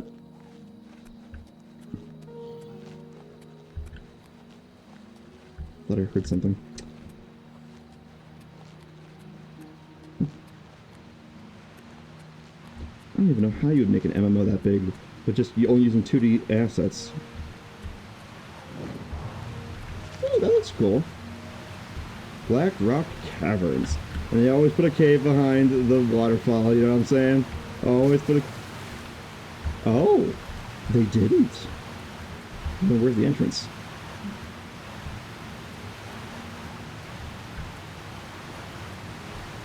Oh, yeah, they did. Alright, we're headed north. From the north to the northern north. Alright. Wow, is it already almost 9? Wow, time really flew. I thought I would be more tired by the end of this. Well, maybe I can go a bit longer.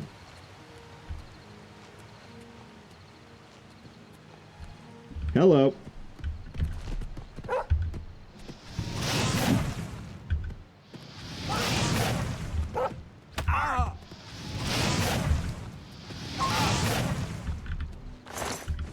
Nice.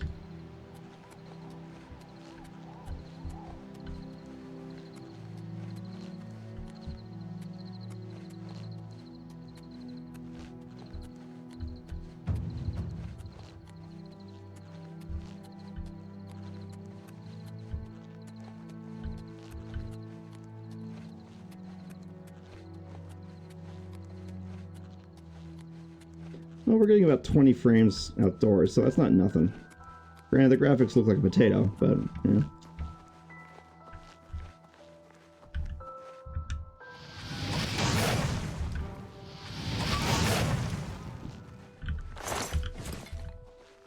You know, I don't know if I've ever done a full mage playthrough of one of these games.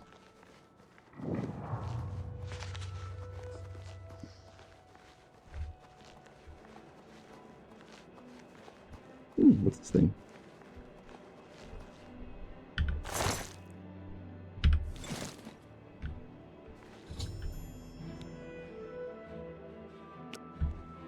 Alright, well then back we go. Why was this charred, though? That's creepy.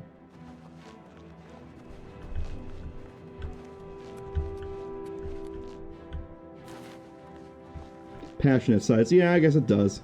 But yeah, Spiper, what do you think of that idea? Well, here, that's a question. Would you want to play an MMORPG that is done with like the graphics of Stardew Valley, but it's like a fantasy setting, and let's just say for fun that it's got tactics battles and stuff? Did you see that? It's shunted. It's shunted right up the thing sideways. That was so weird. One more reason not to fast travel, so we see the weird jank.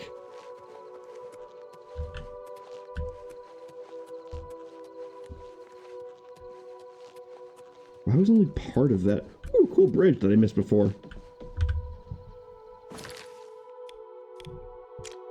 Oh, there's an uncharted road. I think I would like to try. I want to try that too. But how would you make? But the servers are going to cost a lot. So how would you pay for that?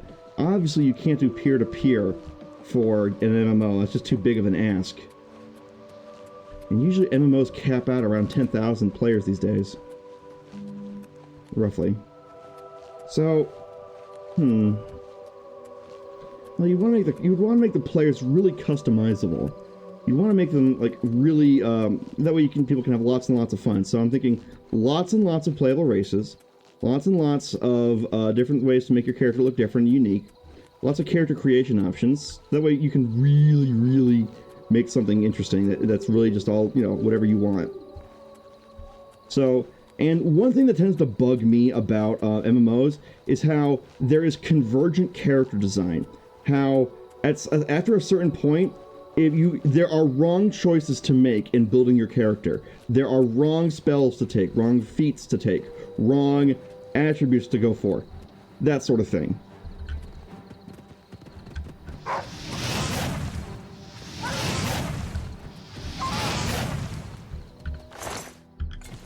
So I think what I'd want to do is, so ideally the game's combat would be skill-based. So, okay. What if... What if the combat had two ways of playing? What if say you're bad at timing, say you have really bad sense of timing, and you just want to do turn-based, so you could just do it that way. But what if, when you do an attack, you could do like a quick time event, or something like that, and if you do well at it, you can get more out of it. That would create a gulf in the player base. And that might not be very fair. Damn. So how would you make skill-based combat in a... This would be tricky. In one MMO, spells get weaker the more people are using them in that world, and vice versa. How strange.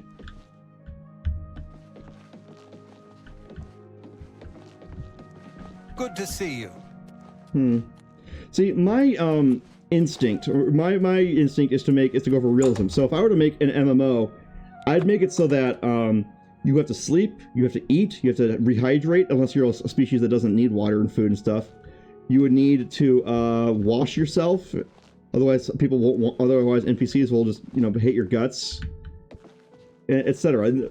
I like the immersion factor of that, but I don't know if everyone else does. I guess it's a balance to be had. What if maybe if you do high immersion, then you get like a bonus or a reward or something out of it. And if you do low immersion, where it's just like it's like Elder Scrolls, where you don't actually need to sleep, you don't actually need to eat anything. You just there's no penalty, but there is a bonus for doing full immersion. I don't know. Though I personally think it's funny how if you do a high immersion situation, you can have it so that a server is like high immersion and one could not be. So maybe if you make a character for a server, you get it's high immersion. So you could be fighting a dragon, all of a sudden, all those potions you've been drinking, because you haven't had any food, you actually get the runs from it. I kind of think that's funny, because it means that now there's a way to incentivize potion spam. I know, what do you think, Spiper? You found the book. My trust in you was well placed, it seems. Hand it over, if you please. Ah, yes, this is indeed the correct book. You've not been able to open it, I presume. Then all is well. You have shown yourself worthy of the guild, and for that I thank you. You shall have the recommendation you need. Now, I must... Alright. So we got the first quest of the main thing done, and we got the first Mages Guild quest done. Yeah, but here's the thing. What if, How do you do? Because, ooh, there's another thing for realism. What if there's digestion time? For example, what if you don't heal unless you rest? You have to rest in order to heal, naturally. You can have, like, healing spells and whatever, but that uses mana. In order to get mana back, you gotta do other stuff. So, what if instead of just your normal, MMO, you actually have to think? You actually have to plan what your character's gonna do. You can't just, you know, play it like every other MMO. But Dark Souls made a big splash because it was difficult, but fair. So if you were to make this thing, if part of the difficulty is basically having a pet character who you have to take care of, like a sim, if you want them to be good in combat, you have to make that not only fun, but you have to make it fair. So that's the kicker, is how would I make that fun and fair? Some people are just not going to like the realism in games. They're just not. But some people might. A Sims MMO. Well... Oh, hello. Huh. That's an interesting way to put it. Yeah, that's interesting. How would you... If you were to do a high immersion type of MMORPG where you have to have your character visit a restroom, or if you're out in the woods, you gotta, you know, do the setting and say, relieve yourself. You gotta actually wash yourself once in a while. You have to... Your clothes will get dirty. You'll get cold. You'll get hot. You'll get sweaty. And things like this. If you actually have to babysit your character, how do you make that fun and immersive? Because you can make it immersive, but how do you make it fun? That's the kicker. A lot of people, they play games because they want to escape reality. They don't want to be reminded of it. But what makes the realism fun? That I don't know. That is hard for me to say. How can you make realism fun? I don't know. Anyway, it's almost 9 p.m. I've been yapping a whole lot, but I actually think we should probably end it off soon. Because I know people have other stuff they're going to do, so I don't want to take up too much time, but I actually want to keep playing this. I do. And I think what I'm going to do is... What's going on with you? We're going to continue this next week on Tuesday, but tomorrow at 3 p.m. we're going to be interviewing Alice. So let me exit this game. Boom. Oh, that's right. I'm in VTuber. I'm in PNG mode. That's right. I forgot.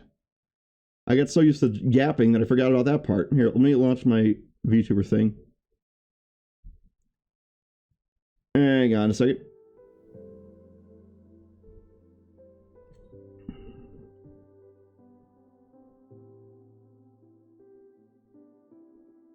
Just a second, it's loading because I had to close it down to save frames. But yeah, you could make a, oh, whoops.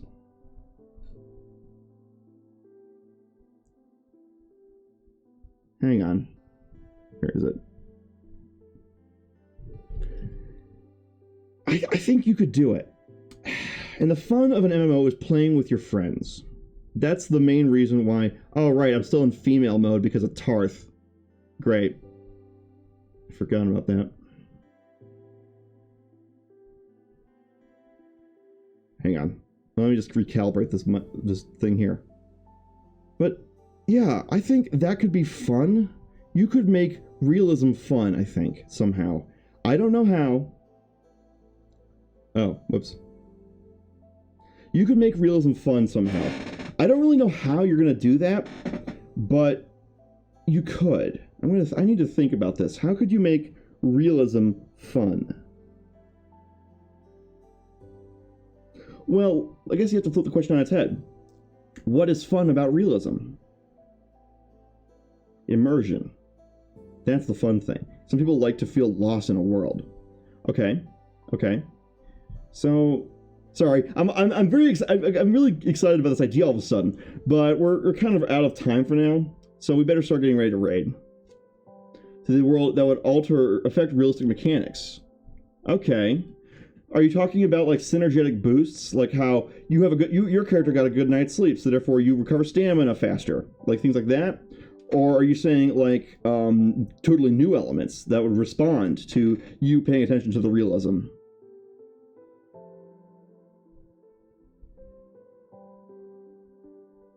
Here's an idea. What if, while you're logged out, your character does stuff? What if you say you drop your character off at an inn or a house or a hostel or something, and they will take care of themselves. They'll go to the bathroom, they'll wash, they'll eat, they'll sleep. They'll do all this stuff while you're logged out. But if you're playing for a long time, all of a sudden you got to do that yourself. It's almost like that way, if you're doing a really, really long raid or a really, really long battle, you have to either be really good or you have to plan very well. I don't know. I think there's a way to do this. I think there's a way to pull this off. Picture a creature that only attacks sleeping players. Ooh, there's an idea. But yeah, the more realism you introduce, the more interesting interactions you can have. Though, the kicker is you gotta make sure it's fun to play. No one wants to play a game that's not fun to play. Some people will play a game just for nostalgia's sake. But if the game isn't fun, you have failed as a game designer, at least in my opinion. So you have to make realism fun. You could go like bolt action. Well, just a crazy idea. Bolt action route where everything that's made has to be made by players. That has another problem though. What happens when nobody wants to make shit? Maybe you can interact with NPCs and hire them. Oh, this gets complicated fast. But I feel like it's doable. And I feel like it could be fun. But it has a lot of overhead to make it a prototype for this. Ugh, whatever. Food for thought. We've been going for about 3 hours now, though. So I might actually call it here, even though I've been mostly yapping this stream. But let's see if we can rate somebody.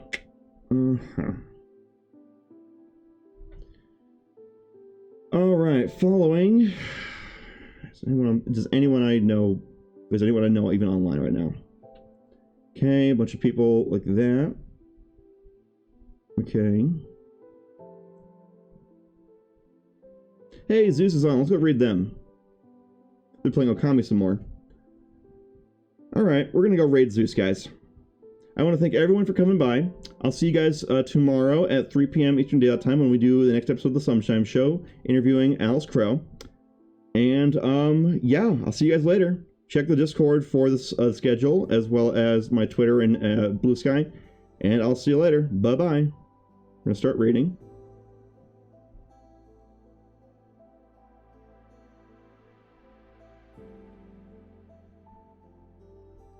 And a creature that never attacks diseased players. Yeah, there's a lot of ways to do this. In fact, feel free to start this conversation on the Discord Discord server, Spiper, if you feel like it. Because this could be a fun thing to do. I don't know how you do it, but it could be fun. Anyways, see you guys later. Bye-bye.